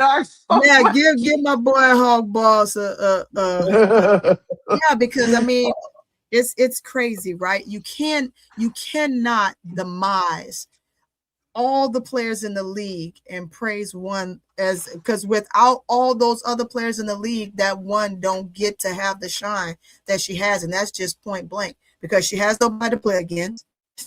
She has no defense, and she doesn't have the other 4 players on the floor with her that's on her team. It's just like one player on the floor, and just let her sit there and shoot lights out. And we can give you guys that if you prefer, but you can take that into a new league that you all are saying that she needs to have for herself, and that's great. But I prefer she stay in this league, and I prefer that she learns from her mistakes and her errors and get better. That's the only way you get better. Let me say this. Let me get in here. Yeah. At the end of the day, whether you're emotional or not emotional, when you say something you ain't got no business saying, yeah, the right thing to do is to apologize. That's the right thing to do, to apologize. That is the right thing to do. So I appreciate Coach Sandy Brandello apologizing to Angel. I do appreciate it. You do have to understand that once you issue that apology, the other party might not accept your apology. She's not going to. But you absolutely in your position to have to issue the apology. And I do give her some credence that she at least acknowledged that she hurt Angel. Because some people just walk through life and act like they ain't say nothing bad, and what you tripping for, and try to gaslight you and say, I don't know what that's just a saying for my country. I don't know why she getting upset like that. Why she always making stuff a race thing. Blah, blah, blah. She could have went that route. She did not.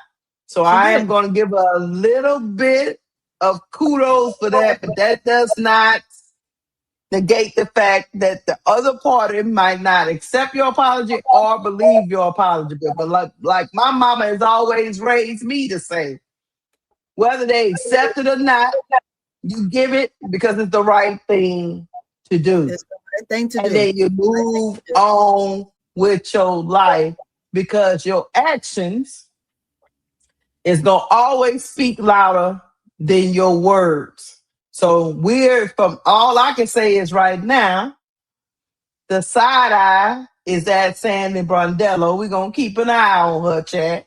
We're going to keep an eye on her, but it is unfortunate the Angel has to continue to go through these instances. But however, this comes with fame. She is a big figure in the WNBA. She's one of the faces of the WNBA, and people naturally is going to continue to come at this young girl. For number one, I'm going to tell you why, because there have been no repercussions for coming at this young lady. So they're going to continue to say whatever they want to say, and our baby girl just has to get through it and come out on the other side. But y'all know Angel is always going to come out on top in the end, because at the end of the day, this is what it's about, chat. I'm going to tell you, I was over here looking. This what it's all about, because I ain't worried about these no good ninjas, out here in these streets. This is in Toronto last night. The fans was trying to get to them some Angel. They love her. They love her in Toronto, especially what her brother brought to the Toronto men's G League.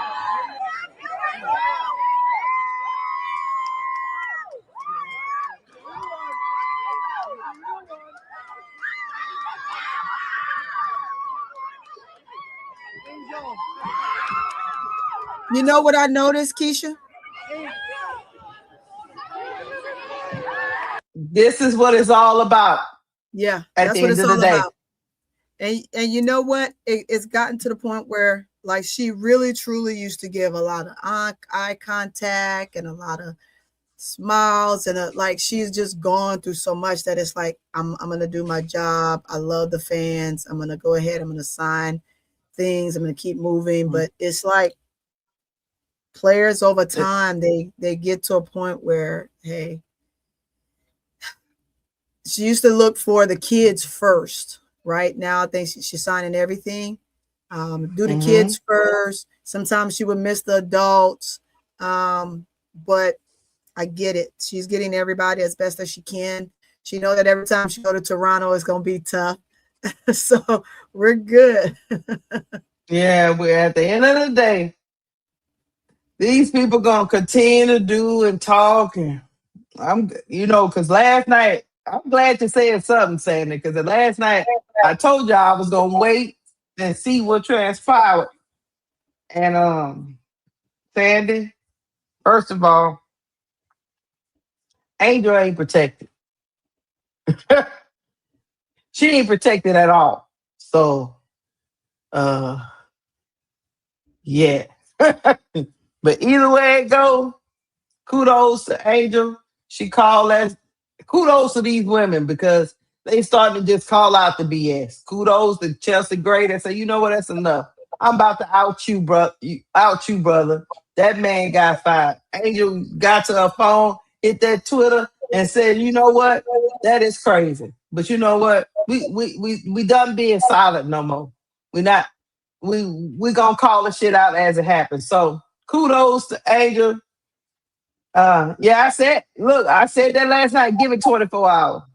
I'm gonna sit here and figure it out. Let me give it 24 hours. I wanted to see what Sandy would do. Because some people are double down, and she did not double down. She just said, "Look, I don't care if you're in Australia or America. Look, we don't know what you're talking about."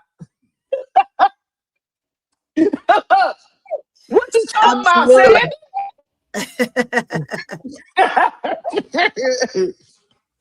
So look, this is the easy thing, Keisha. This is the easy thing. Again, we always find reasons as to why we have to justify what everybody else does to Angel, right? Oh, well, y'all are just coming after people, and they've just done such a marvelous job with saying great things, and you're just trying to find ways to pick on people. Keisha. What? What? Is that not the same thing that happens every single thing? If you even open your mouth about CC, I'm just trying to find out. Again, double standards. Is that what we're talking about here? Talking about double standards. We're talking about double standards. We're talking about double standards. Look, man, double standards. Baby, them Clarkers with a still them Clarkers would have jumped give no off. props about what somebody said that they shouldn't have said, but it's okay that they said it to Angel. We're gonna find ways to justify why it's done.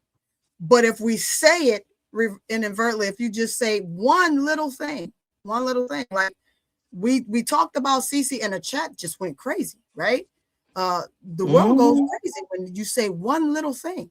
But to say one little thing about Angel and you speak on it, oh, y'all being soft-hearted.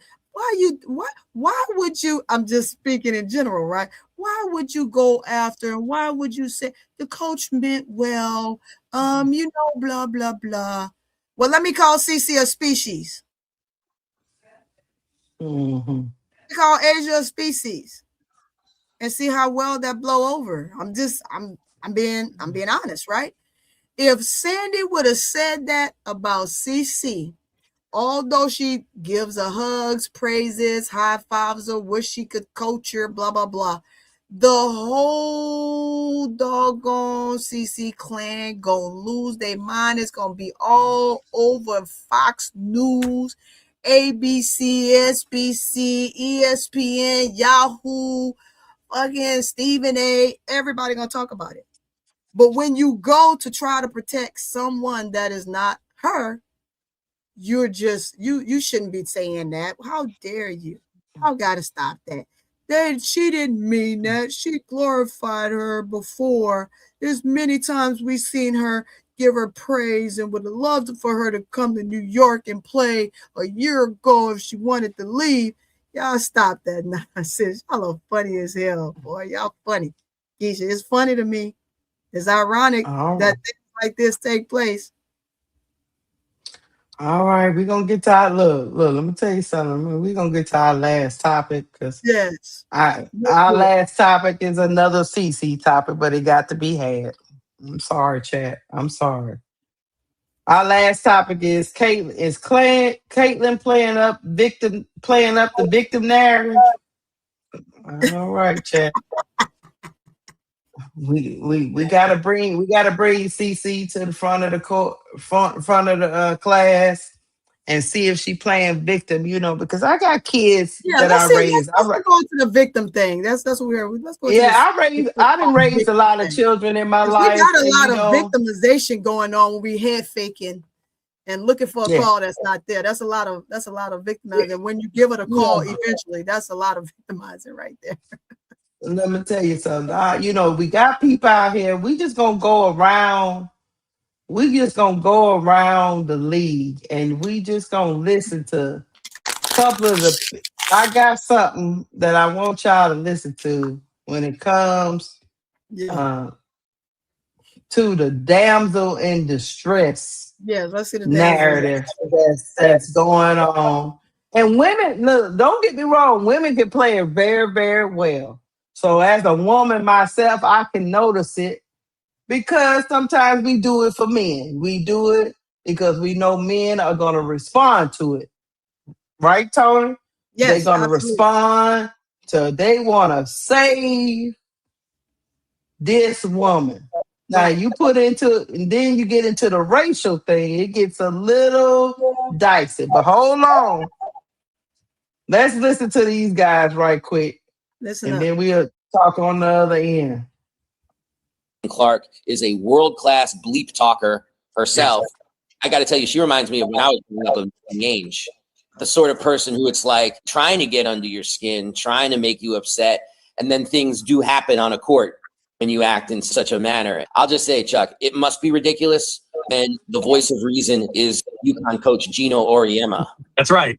Coming to the floor and just being like, what are we talking about? It's called basketball. Like, take on the whole scenario and obligation of the person being held up as the delicate flower to say, wait a minute, I don't want to be treated like that. I like your words, delicate flower. I like John's words, right? Damsel in distress, because that's what we're talking about. That's what they were trying to turn Caitlyn Clark into. When, as you said, she's been a hardcore trash talker from when she started, when she was in college. So much so that ESPN praised her as the queen of clapback.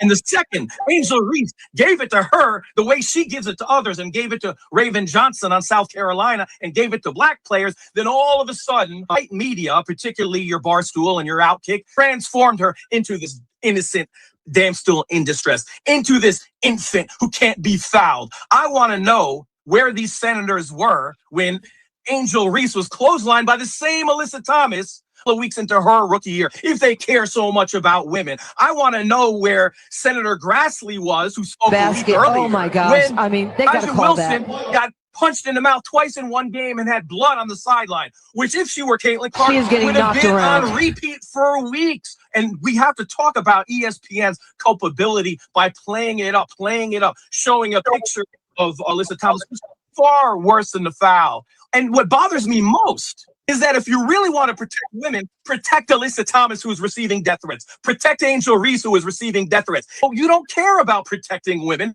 You don't see Alyssa Thomas as a woman. You don't see Angel Reese as a woman. You don't see black WNBA players as women. You care about protecting white feelings and using white people and white grievance for your own political exploitation. So we need to call the racism out for what it is. Yes. Good. Hey, I like them, Keisha. I saw them once before. I do need to find their channel because it's some they always give really good takes. I like the things that they say. They are one in a million because they speak true fact basketball, right? They talk about the same thing that we're saying here. But we said it's like, oh, y'all shut up. Y'all know what you're talking about, right? But it's the absolute truth. It's when you point out the truth and you point out facts of what's actually happening every single day, you almost get nowhere because you come back to the same individuals, as we were going to go back and say the Republicans writing notions about how we got to protect her, but we don't need to protect anybody else. And we can let her slap the players in the face. We can let her push them down. We can let her elbow them. Like I said, she slapped the taste out of Thomas' mouth before that even happened to her. She slapped the taste out of Thomas' mouth. And guess what? No foul wasn't called. That wasn't a foul call. It's been shown a million times. The clips are there. It's been shown. She slapped Thomas like Thomas, but Thomas, she tough. She moved on. Now you slap her, you lucky you didn't get slapped back. At the end of the day, it is what it is, right? I like what they said. They were absolutely correct. And it's just things that people just don't want to hear when it comes to CC. They don't want to hear it. They don't want to hear anything negative, and they don't want to hear how she needs to be just like everybody else in the league, right? You got to put her on a pedestal. You got to make sure that she's not touched. You got to make sure she's given room to shoot the logo that everybody wants to see. As they say, she's an entertainer. She's absolutely an entertainer. I'm going to give her that, right? When she shoots it, it's exciting. People jump out of their seat. It's exhilarating, right? But it's exhilarating when Ionescu does it too. It's exhilarating when none other than Marina Mabry does it as well, right? I mean, I think they're all shooting logo threes. They're all knocking them down. It's just that the others are shooting it at a more consistent basis, right? Right. But I'm not going to give them the praise because who cares about them is what the CC narrative is, right? Who cares about them? It doesn't matter that they're doing it. We only care that she's doing it, which is crazy to me. At the end of the day, we're gonna say this over and over again because they won't stop. They won't talk about the league as a whole. And when you come to the league and you've never been a fan of the league before, but you're a fan of the league now because she plays, you have to now be in tune to the game, not just one, right? You're going to give her props. You're going to praise her for what she does, but oh man, I didn't know that this player does this too. Oh man, she's actually pretty good. You know what, CC, man, she plays better defense than you. This is called analyzing the game for what it is, although you never found. And I posted something on my threads the other day. One young man said, and I quote him, "I came in and I joined, I started watching the WNBA because of Caitlin Clark." I did not realize how good these other women were. And of course, he went into the antics that is coming along with her, the head fakes, the no fouls, saying she got a contusion in her thigh from Sykes, who never touched her in her thigh whatsoever. She pushed Sykes off. Stokes. She pushed Stokes.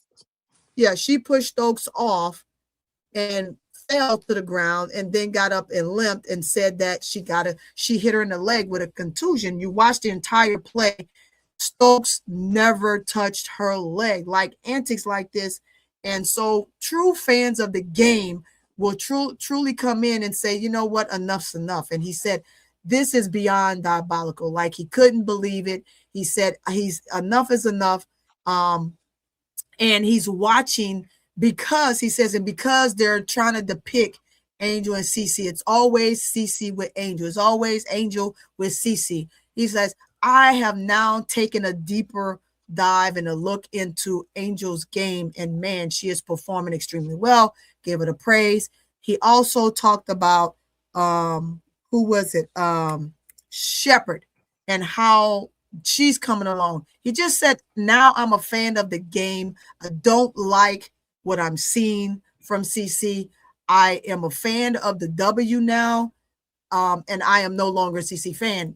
Whatever he chooses to say when it comes to that, no longer being a fan of hers, that's his thing. But the point I'm getting to was the fact that now he's took a deeper dive into the W. He's watched some games. He's watched other players. He likes what he's seen, and now he's a W fan. And that's what you want, Keisha. You want fans to come in and start enjoying the game. Yes, she brought those fans.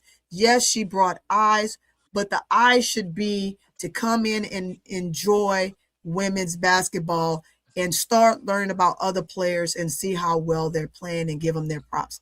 That's it at the end of the day. Let me tell some of these fans that I put this up because we talking about narratives. Let me tell some of these fans that you guys are being used for the wrong thing, and you're not even helping your favorite fan. Your favorite fan, your favorite player is Caitlin Clark, which is cool. And I saw somebody in the chat say you can't tell fans how to be fans.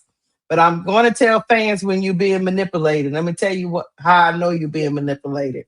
Yeah. Caitlin Clark fans, you're being manipulated. Okay? So some of y'all don't like the WNBA, don't like that she in the WNBA, blah, blah, blah. Well, cool. Yeah. We done heard this narrative 1,500 times. Fine. A lot of everybody has been universal on one thing, from Angel fans to Asia fans to Caitlin fans. Yes. To Paige fans. One thing we have been universal on is that the officiating of the WNBA needs to get better. Now, we never talked about, nobody's getting targeted or none of that crap. That's all foolishness.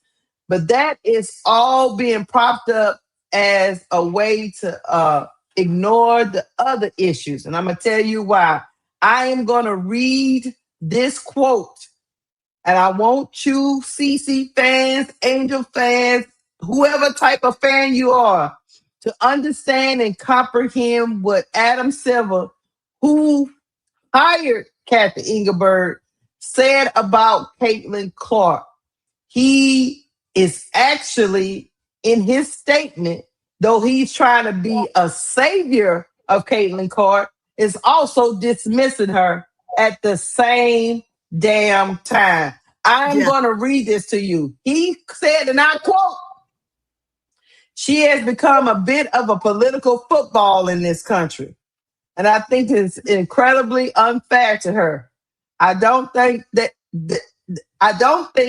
issue is ultimately about officiating. It's become political ping pong with her." Adam Silver. Come to the front. You see my hand, right? Come to the front, Adam Silver. This whole thing is about officiating. Do your damn job and get better refs. But meanwhile, all of y'all fighting against each other. Yeah. And this man says Of course, yes. This political football they using, Caitlin, they all prop this shit up. Started from you, Silver. To make money off this league. They prop all this shit up. This course has always sold. You're going to make money off of this course. But instead of using that money to upgrade the officiating system, to pay these officials more money, to have them get through more training and be exclusively for the W. No, we're so busy worrying about the political football. What about you doing your job, Adam Silver and Kathy Eagerberg? What about all this stuff about in the off season? Y'all was doing some kind of task force. What about all that? Instead of blaming the women in this league for what's going, yes, she's a flopper. But you know why she's continued to flop? Because don't call it. Don't call it. She will stop that foolishness if y'all would call it right. Even when she got the hooping and hollering in that woman's face. I don't care who hooping and hollering in that woman's face. They are supposed to get a tech. And if you continue hooping and hollering, you gone. That is not no color thing. Do your job. I said this to my mother, Chad, and I am not lying to you. And she could tell you. I said, Mom, I get that the black ref was disrespected. I get it. But you know what? I'm still going to criticize her. She said, why, baby? That's how she talked. Because she didn't do her job. She should have teed her up. Tee her up, man. Tee her up like you tee up everybody else. So either we're a part of the agenda or we're not. Either we're a part of the agenda or we're going to do our effing job. That's my problem with this. Do your job, lady. That girl wouldn't have been hooping and hollering in my face. She would have got a tech. And if you'd have continued talking, I'd have told you, you say another word to me, you out of here. Sure it would have. That's right. That's it. Once you do that, she's going to stop as a player. She is going to stop. She's not going to continue the behavior. But you are allowing this behavior. And the powers that be are allowing it because they are making money off of her acting a fool. Yeah. They are exploiting it. I've said this from the beginning. They are exploiting this young lady. Talking about Caitlin. She don't even know she's being exploited. You are exploiting her by not telling her right from wrong. The antics have to stop. You know how you stop that? Tech, gone. Keep on. Tech, gone. Encourage behavior. What are we watching? So every game I got to see if she crash out? I don't want to see that shit. Anyway, I'm sorry I went out on a tangent. You did, but it was a tangent that needed to happen, right? Because again, unless you call it, Keisha, like you said, you don't call the antics, right? When you don't call the antics and she crash out tech, and again, it sits her down because, and it spells a story in that, right? Because it happened early on this season. I think it's when she got her third tech or something like that. She acted the fool. She jumped around. She was crazy. She jumped, and then she got a tech after screaming, right? And then the rest of the game, she was quiet. As a matter of fact, it was the second game against the Velts in Toronto, up there where Velts are, up there, right? And when she did that, the second half, she was quiet. She played the game. She didn't fuss. She didn't worry about a call. None of that. She just continued to play the game. That calms a player like that down, right? You've got to be able to, if you don't, as a ref, can't tame the game like you're supposed to, because you're letting one player be extremely outright and sinister like that, and you're going to start an anomaly in this league that where everybody right now is calling them out. Look at Malonga last night. Malunga in the interview basically called the refs out and talked about how poor the officiating was, and you're giving one side this, and she specifically called out 19 free throws that was given, but yet you're not giving us any on this when you have how many free throws they shot as a team, like 38 to whatever it was. I'm just giving a guesstimate. I know it was over 30 to just 18 on the other side. That's a big problem. That's a very uneven, unfairly called game. Down the line, point blank, period. I'm going to say this, and I don't care who like it. They're going to win a game. You have them earn it. They must earn it. And when they don't earn it, you are not doing this young lady any justice. Tony. Yeah, I'm looking. This chick don't need nobody. She don't. She's a phenomenal player. She don't. 31 to 18. There you go. 31 to 18 on the free throws. She don't. This chick was smacked. This chick was smacked the shit out of anybody when she mad. Hold on. Look at that. Crazy. The Lulu. Then ignore coach. Yeah, that type of power is that's crazy. You're setting her up for failure, not setting the league up for failure. I'm telling you. Then right she now. walks to the tunnel. And goes to the locker room, probably to calm herself down. This tantrum shit is crazy. She went to the locker room and then came back.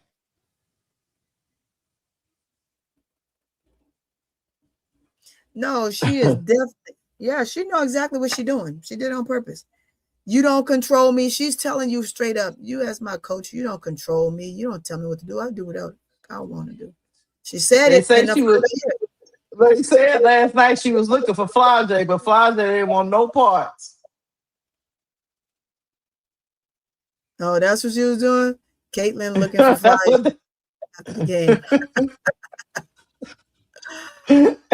She was looking for. She straight up pushed her twice. She pushed her. Like that should have been labeled as a flagrant. That was a push. We're talking about officiating, right? Yeah. She fouled Flage. Johnson had it wrenched away. Clark knocked it off the. What are we doing? Yep. Did you give hog balls again? Hog ball. She called that girl. Yeah, she hooked her arm. And so you can tell how the release was when she hooked her, she comes around, she swats at the ball. So yeah, she get all ball, but she fouled her here. Right? She fouls it here, she swings around, she swats the ball goes off of Flage out of bounds. But look, you see the hook, it's just crazy. And then they called it it was end up being a steal for Flage. I mean for Caitlin. For Caitlin, yeah. What are we doing? They called it a steal. So Adam Silver, it is about officiating. Away with it, but they call it a steal. So they gave her a steal. They let her foul the no call. They calls it on Flage. Then we could come back the other way. She must have been fouled all night. I got to watch the game. Let me watch the game before I get too heavy into what all she did. I got to watch the game. Ref wasn't in position to know if this was a foul or not. Look, because she behind the play. Look at her. Like, what are we doing? She fouled her. This is crazy. She grabbed her. She grabbed her right there. Yeah. The ball wrenched away. Clark knocked it off the jump. They turn it over. Yeah. She fouled her. Yeah, so Adam Silver, it is about officiating, you no good dark overlord. What the hell? Get this stuff right.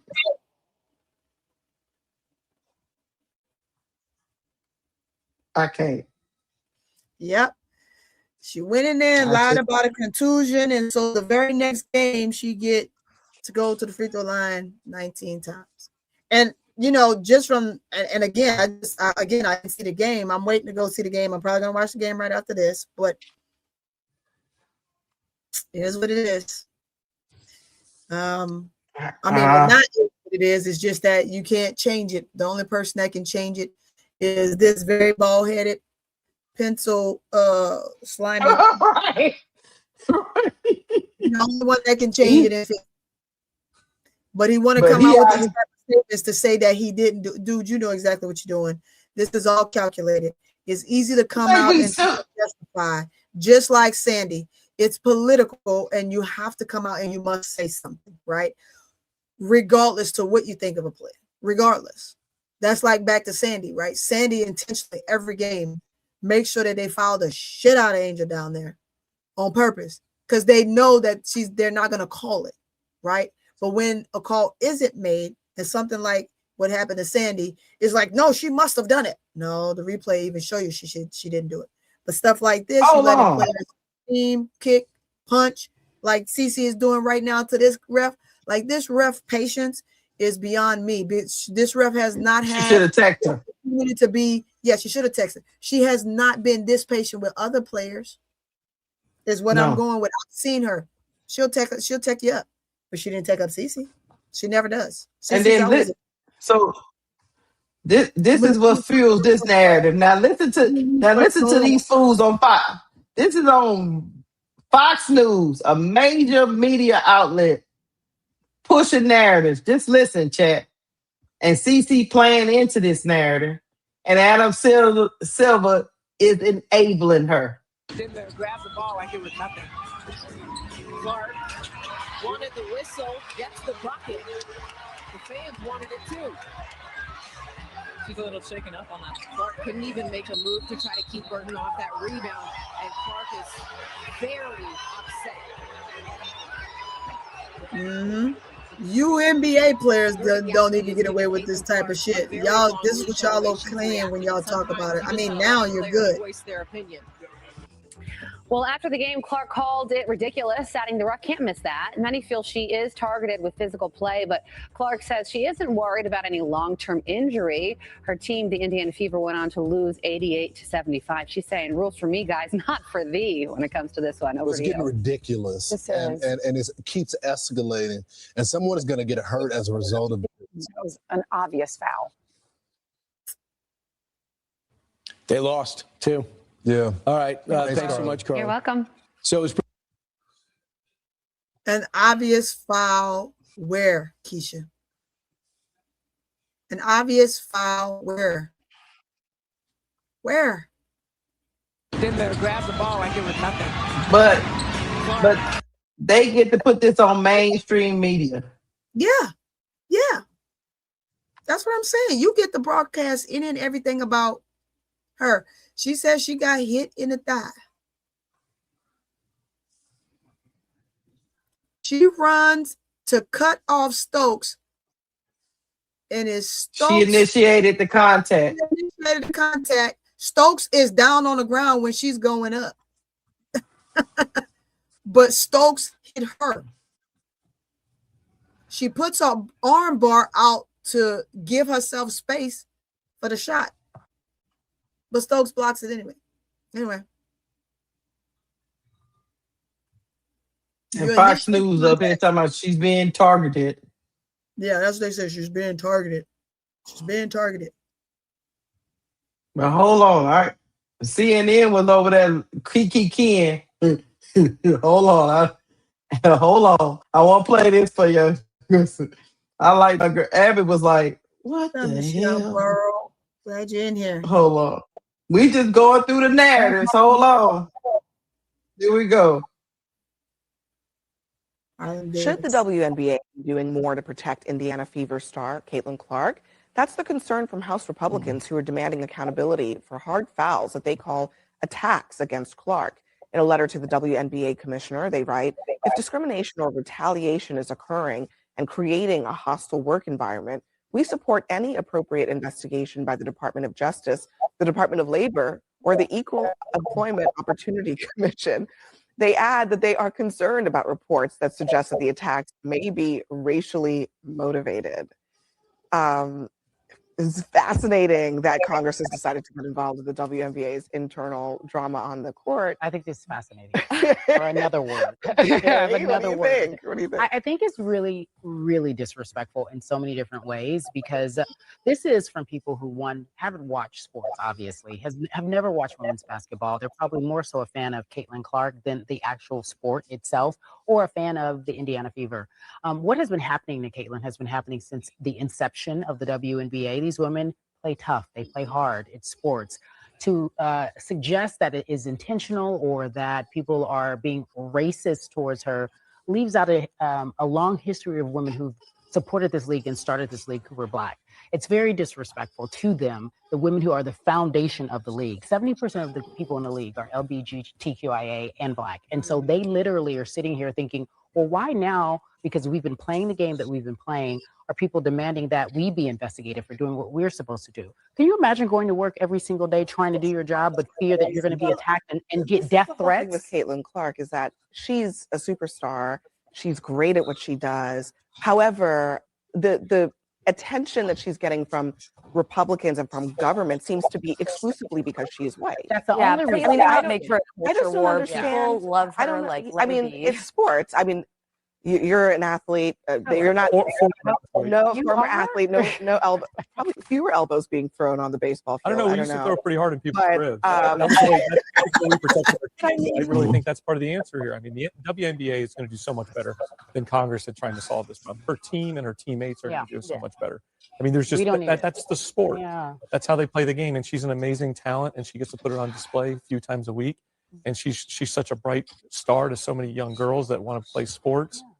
She's amazing. But to watch Congress with all the other issues that they need to be focused on, like why gas prices, wars, affordability, healthcare, criminal justice it's insulting. reform. It really is insulting. And they do need to figure it out. He's right. The WNBA needs to figure it out because it has gotten to the point when she had the most recent incident where it was, if you watch it slow motion, it does look like it's more offensive than it is. But in real time, in real play, that's why the refs missed it, because the game moves very fast. And so every time something happens to her, if it's on the front line of if it's on the front pages, or if it's GMA or whomever is covering it, it's such a disservice to a sport that really truly needs to grow. And if we can't handle this Caitlin Clark problem, I think it's going to implode and really hurt the momentum that they have. Brennan.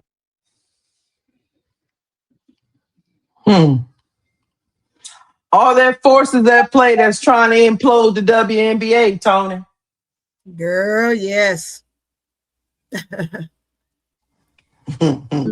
So yes, they care about all this momentum, but I don't know if they wanted all this momentum so fast, because that would make this league, if this league keeps growing and keeps growing, right? They keep growing and keep growing and start rivaling another league. There are forces, there are people who don't want this 70% league with Black and LGBTQ people in it to be in the forefront of U.S. consciousness.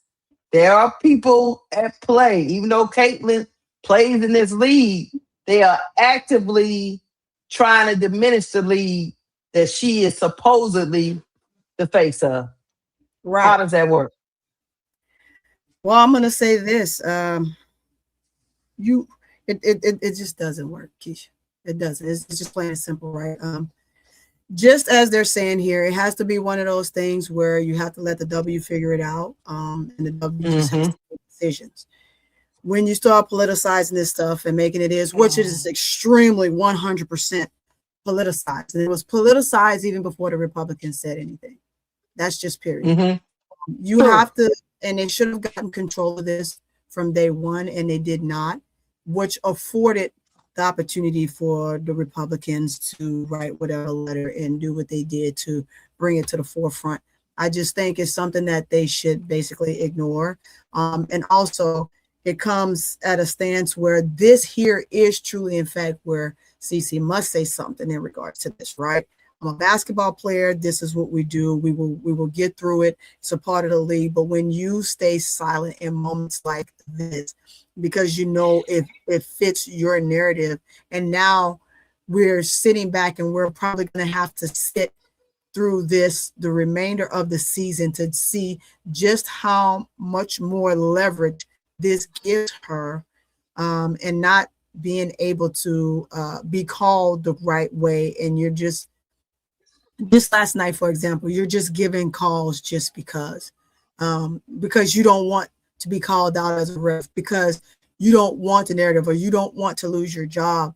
But it stems directly from the owner. I mean, Kathy gonna have to figure something out. Her and Adam Silver gonna have to figure something out. So to come out and say the statement he said that it's the football anomaly with her publicly, and you don't think it's the refs. If it's not the refs, then what is it? Because right now they're just giving calls to give calls, and it is your job as the boss man of Kathy to say, hey, look, we're going to have a conversation with the officials. You're going to call these games. You're going to call these games fairly.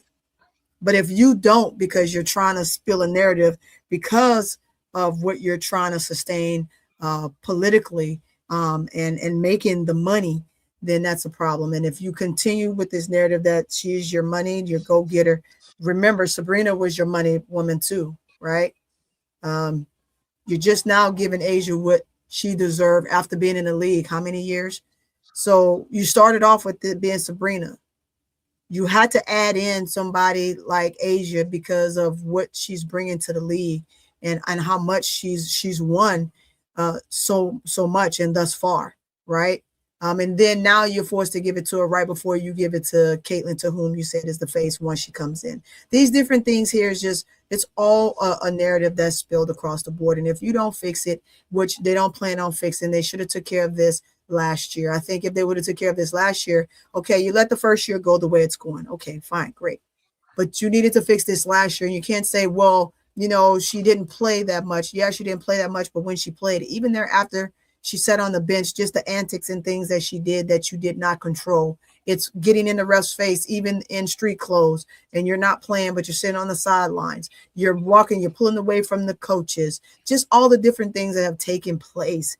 All of that afford moments like this to happen. And now you want to try to figure out a way to get control of it, and you can't because it's gone too far.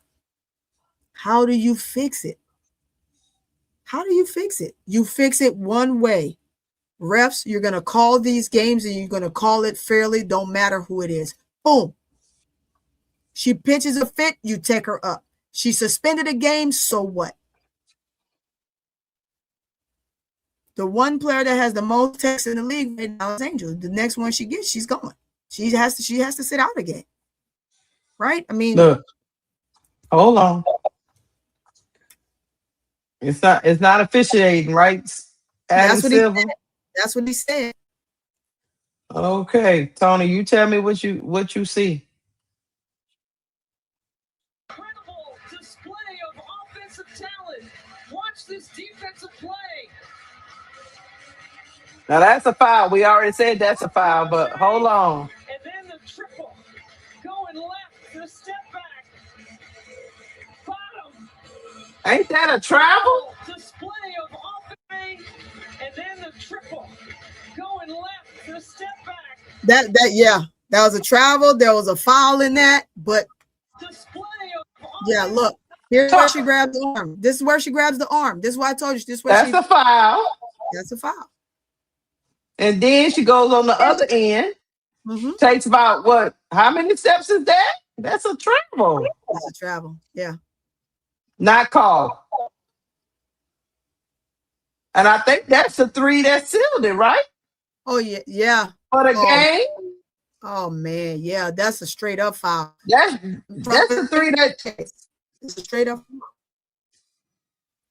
She traveled. Yeah, that's the dagger. Boom. Yep. It was 102 to 102, right? Am I looking at that right? Yeah. You're looking and at Adam it right. Silver said it's not officiating. She traveled. That shouldn't have counted. The score was 102 on the scoreboard, chat. Flage should have went to the line. Yep. But she goes on the other end. She travels. Drought. 3, 102, 105 now. Yeah. So that takes the yeah. energy out the room. Yeah. So the Storm got screwed, Chad. Yeah, they most definitely did. And Adam Silver say she's being a political football. It's not really about officiating. Are you tripping? Are you sniffing glue?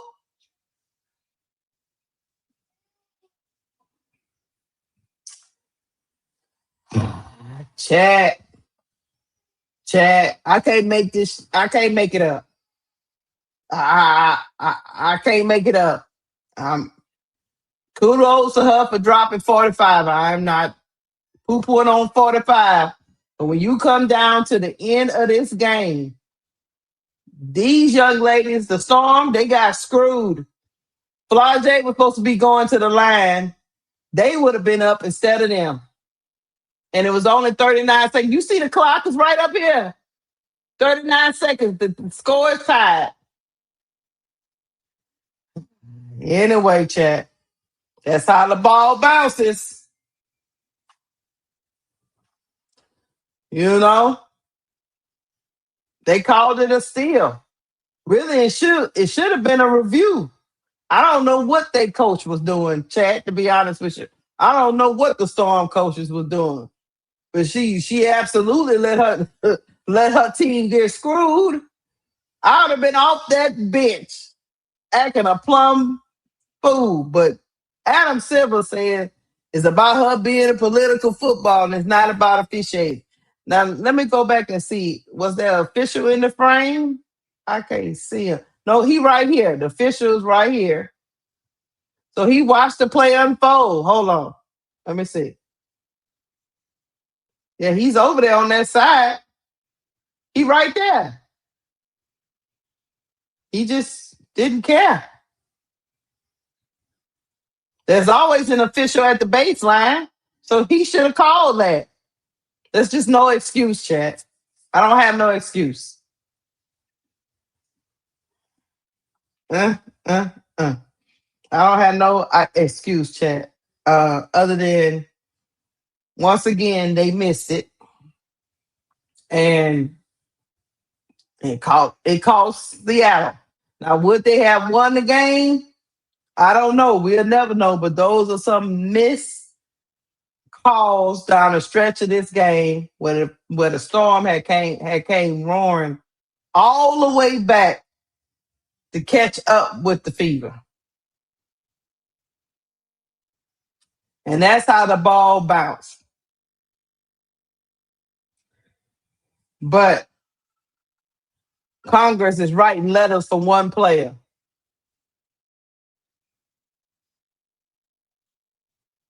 The hypocrisy of it all. Exactly. It's the hypocrisy of it all. Big time. The hypocrisy of it all. Big time. It's really not much else you really truly can say.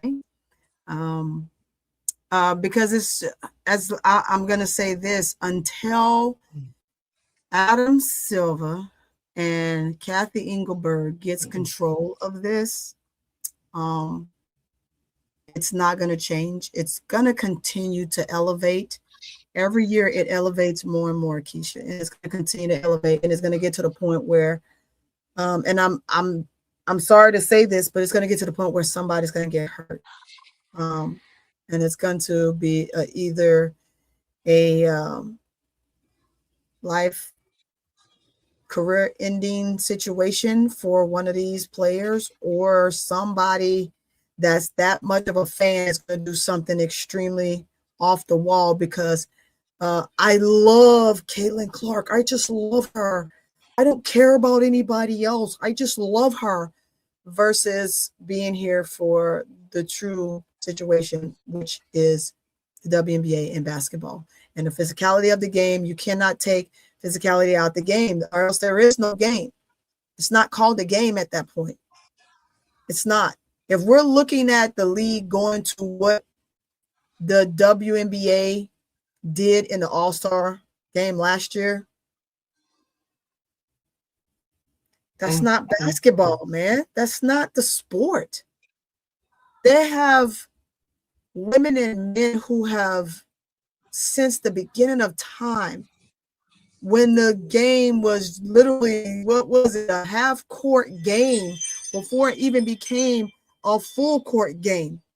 Way back in yesteryear, where they worked hard to be here, where they are now, and we're making a mockery of what the veterans of this league have done and worked hard for. Hey, It's just Tony. Yeah. Even Jason Whitlock said he done got tired. Jason Whitlock. Look, Mick Talk Hoops said Caitlin got all ball and followed through on Flage hands, no fall. Jason Whitlock said this is a blatant lie. Had that happened to Clark, the court would have asked the Supreme Court to intervene. She clearly fouled Flage, and Flage got up and kept playing. Clark would still be yelling at the refs right now. Yep, it's the truth. It's 100% true.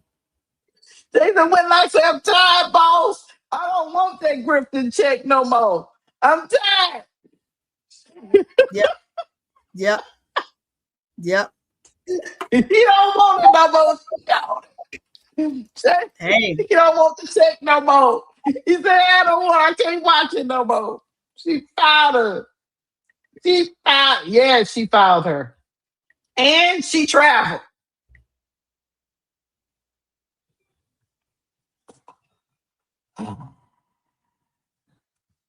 We gonna get, we had 2 hours, 33 minutes. We about to chat these narratives. Keep on coming, man. They keep coming. Left and right. They keep coming. Look, Bazil say he still can't come to the cookout. Nope. He's still out. He cannot. He's still on the outs.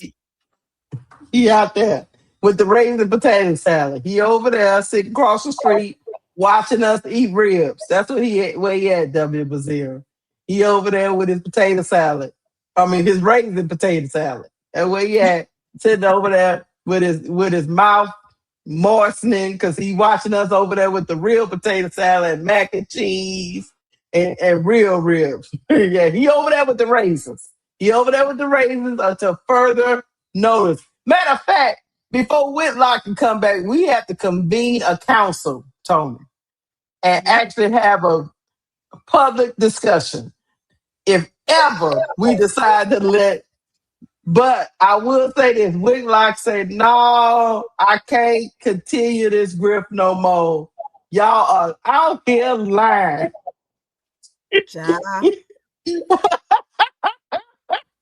Blatant. He called Mid Talk Hoops a blatant liar. That's what he told him. You are a liar. Which is absolutely true. So her hand on top of Flage's hand to then strip the ball away.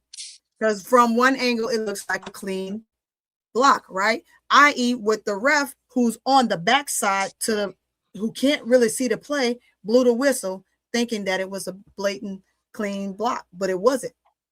That's the ref on the left. Hitting Flage's hand caused the ball to come out of her hand. That is a foul.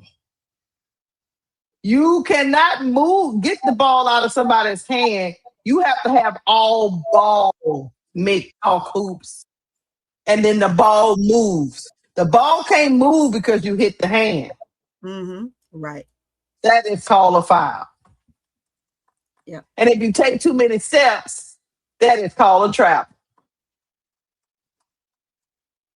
1, 2 step, 3 step. It's trap. But we got agendas to push, so they'll let you think.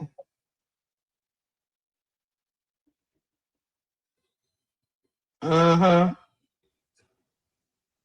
Mm-hmm. 2 step. I think that was 3 steps. Yeah, 3 that was step.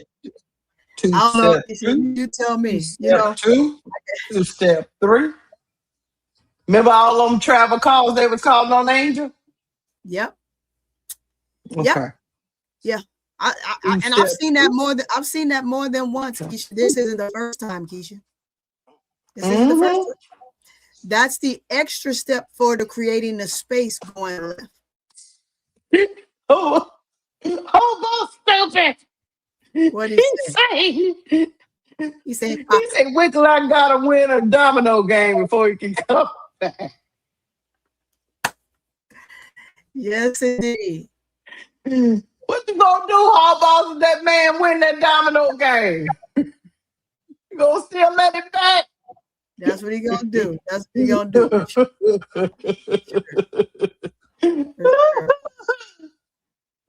5 steps, stupid shuffle. Oh yeah, she took a lot of steps by you. Yeah, you know. And I guarantee you this, Tony. Had they called that travel, the people in Indiana, oh, that's ridiculous. You make that call. Yeah, what's good for one is not good for the other. That's the problem. What's good for one is not good for the other. Tony, I'm cool with fans' reactions. If you're a fan of a team or player, you're delusional anyway. That's okay. I get it. Yeah. But the refs gotta stand firm and be like, no, that's a travel. I don't care what y'all say. You know how many times I've been in a football stadium and we like, no, that ain't no foul. And then I get home and see the playback and I'm like, oh shit. We was cussing out the refs for nothing. That was an infant. Yeah, that we call it and it interference. was like, oh yeah, oh no, I didn't see that. You're right, that was a call. You're right, that was pass interference. We know how to correct ourselves. They won't correct themselves, man. But as a fan in the stadium, you like, oh no, he didn't do nothing to him. I'm a fan. He didn't do nothing to him. Then you go see the replay and you like, oh well, yeah. Exactly. Yeah. Exactly. Or your favorite player, you be like, yeah, they got away with one there, you know. But at the time, I'm riding for my player. Exactly. But the refs are supposed to be the adults in the room. They were. They were. They're supposed to be the adults in the room. Because if you listen to a fan base, we want every call. You see my face, eh? I'm just saying. That's how fans work. That's why we have refs. They're supposed to be the adult in the room. The refs. They're supposed to have more knowledge than all of us. They're supposed to be trained way better than all of us to be able to call a thing, regardless if we booing. Let me ask you this. Would you want to be on a team like that?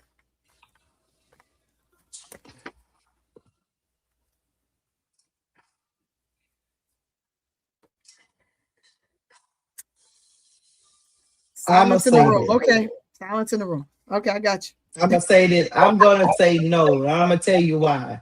Yeah, go ahead. Even though anybody in their right mind would like favorable conditions. Everybody likes to get favorable conditions, right? You know, get to be highly favored, as my mama would say.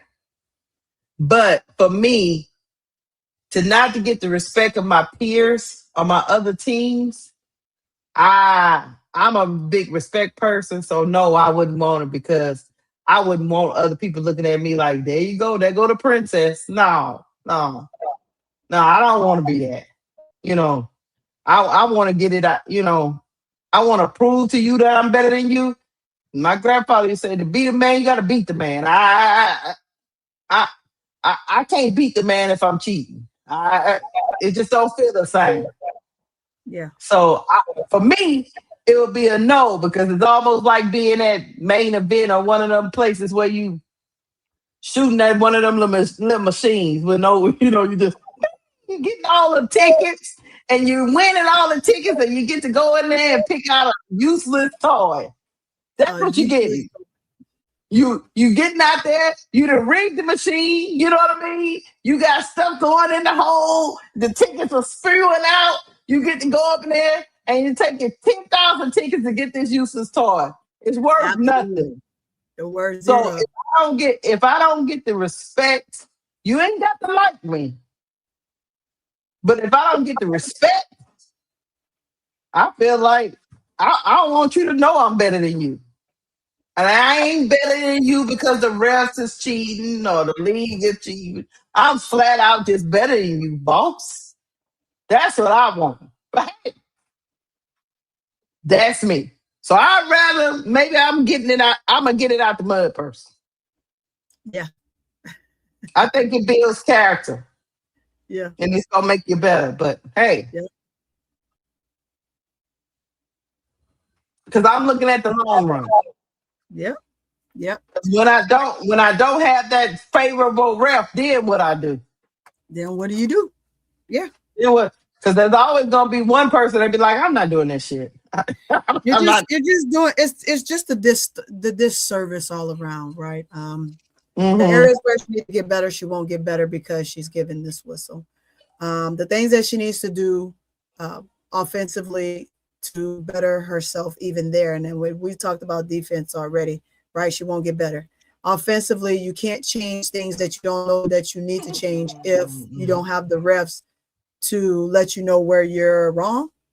Or, just different things like that. The shove off does that all the time. Like, it's so blatant that her arm is completely extended now versus using an arm bar.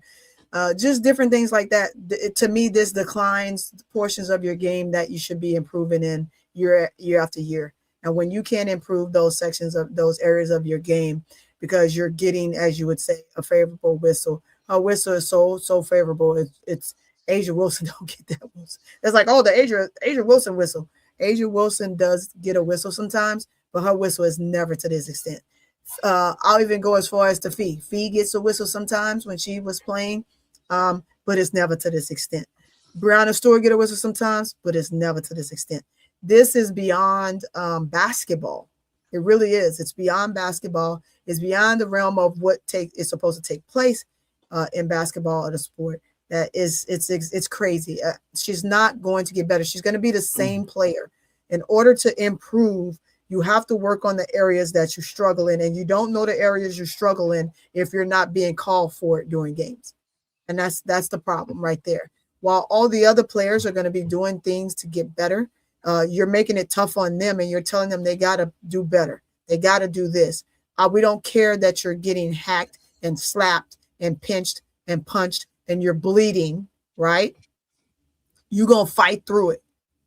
And it's going to make you stronger. It's going to make you better while we are continuously softening situations when it comes to CC. This is, to me, it continues to make her soften a realm. The political realm getting involved makes it even tougher if they choose to continue to abide by what they're asking for from the Republicans. And then you do no disservice when it comes to Engelberg, who says, I don't see no problem with it, right? When you don't see no problem with it and you continuously damage your other players in the league, it's going to come to a point where they're going to call for your job, not more than just what Fee called for, but everyone's going to start calling for your job. And then that's when you're going to have to be removed at that point. But the question is, if she's removed, what do you put in place? Do you put something in place that's going to give in to all of the big narratives? Are you going to continue to ignore and keep sports within sports? And the main thing. Tony. Yeah. This is why we are here, Tony. Yeah. That's why we do a podcast every other day, because we just got people like Skip Bayless out here telling lies. Go ahead. Skip Bayless tweeted, I was traveling back from vacation and couldn't watch, but the numbers Caitlin Clark put up last night, no other WNBA player is capable of. What? Which they already done, but okay. Yes, she's been hurt a lot and inconsistent. This was, quote unquote, just Seattle. But last night is why she's by far the biggest draw and face of the league. Skip Bayless, stop trying to get hired somewhere. Skip Bayless, stop trying to get hired somewhere. Skip, stop. Skip, you are a liar and the truth ain't within you. That means you still have yet in 3 years, this is the third year, have had a sit down and actually watched all of the WNBA games. This means that while you were flying and you got off and you saw these numbers, you didn't go to crunch all the other players' numbers before making this statement, because you would have seen that 2 other players scored. She outscored one by 1 point, and the other, well, 3. I'm sorry, you forgot Marina Mabry, and then you also have Asia Wilson, who scored 50 plus. I Skip Bayless, you are a liar and a truth. And this is why your old ass ain't on screen no more. That's why your old ass ain't on screen anymore, because you're a liar and the truth ain't within you. Numbers don't lie. So you saying Asia Wilson didn't score 50 plus? You saying Marina Mabry 53 or whatever that was not a true fact. She tied. Paige scored 44. So I mean, yes, Paige scored 44. What Marina Mabry did this year, and they were trying to get her to surpass it, was tied the WNBA record for most points. So if it's just about points, why Asia wasn't already the face then, Skip? Yeah, Skip, you're a liar, Skip. Skip, you just made yourself look stupid, Skip. Hey, everybody in here, go in his comments and post the numbers. Just post. This is what I'm talking about, Chad. What we talking Switching narratives. Scoring 53. I mean, Bam Adebayo scored what, 53, 55, whatever it was. That didn't make him the face of the league. Because somebody scored 60 something. Come on. You've been covering this for a long time. Don't make him the face of the league, Skip. Skip is out of tune. Skip is getting old. Skip is old, Keisha. He old. Look, no, I correct myself. Bam Adebayo scored 83 points in that game. 83. Did that make him the face of the NBA?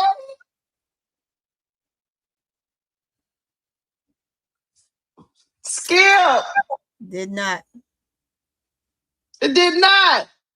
We was all hyped. I remember we was live. We was all hyped for him to break or tie the record because it was held by Kobe. It didn't make him the face. It did not. What are you talking? And then you gonna talk about no other WNBA player capable of? Skip. This gotta be. Is this a troll account? No, he got a check mark. There ain't no troll account. He got the check mark. Yeah, that's his account. That's his account. I'm done with this conversation. I gotta go. I need to go eat me some lunch. I ain't got time. I ain't got time for these narratives. These men out here putting. I don't have no more. I don't have no more patience today. Chat. We'll be on tonight. Speaking of games, Liberty versus Fever at 7:00 on the Players Club. We'll be in the building to watch her drop another 45, I guess, and call her. And I will be on before that, so come over to Court Vision. Yeah, Tony is about to go live in a few after she, rub her little hands together and give her 30 minutes. She be ready to go. I'm gonna still have my silk scarf on for somebody's like, oh, she got on a shower. This ain't. Oh, I'm making an announcement. This is a hair protector. If you go on the Barbie night, send me an email. Let me know. I want to meet y'all out there at Barbie night. Let me know. Me and old Tone gonna be there a little early because I got to do some shopping. Yes. But got to do some shopping at Angel's pop-up shop. So y'all let me know. Send me an email so I'll be able to get in touch with y'all to let y'all know when we touch down. Because I can't wait to meet y'all at the arena. We will be in the building. I'm thinking the game starts at like 7. Hey, what time I'm going? I have Keisha set my time. What time do you want to go? What time? Okay, hold on. What time is it now? 1:28? What you got? You need to get you some lunch, don't you? You don't need no lunch? Get some lunch. I gotta get some lunch. Let me see what time. No, that was Liv asking what time. Let me see what time. Yeah, what time you gonna go? Oh, I think I had said it for 5:00 yesterday, remember? Because you told me to change it to 5:00. Going on for the game? The game is at 7. Okay, yep. We're gonna go on at 5, y'all. We're gonna go on at 5. Yeah. But hey, let me know. Send me an email, chat. Y'all got my. I'm gonna put it in the chat. Send me an email if you're gonna be at Barbie night, because I would love to meet y'all. Yes. And L, I will text you as soon as I get off of here. But send me an email to my personal email so I'll know. So I can get in touch with y'all. So I'll let y'all know when we touch down. I put it in the chat because me and Tony gonna be in ATL. ATL, we coming to see our girl perform, and we got a lot of stuff to do before we get there because we got a lot going on. Matter of fact, we need to just get on the bus with the Dream because we're gonna watch the Dream game against the Wings. I know, against the Wings that Thursday night, and then we're gonna fly out to Atlanta to see Dream versus the Aces. Again. We need to reach out. We need to reach out to Asia to see if we can get on the charter flights and just, and make our way. Right, because we'll also be in the building for Dream versus the Wings on the 29th that Thursday. So we're gonna see her twice. Angel. So let us know. Send us an email.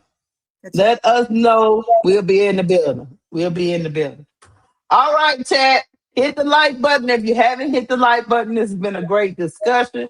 We discussed a lot of things. Yeah. Oh, Live Left say I'll be in ATL tomorrow in Chicago next Saturday. I see you, Live Left.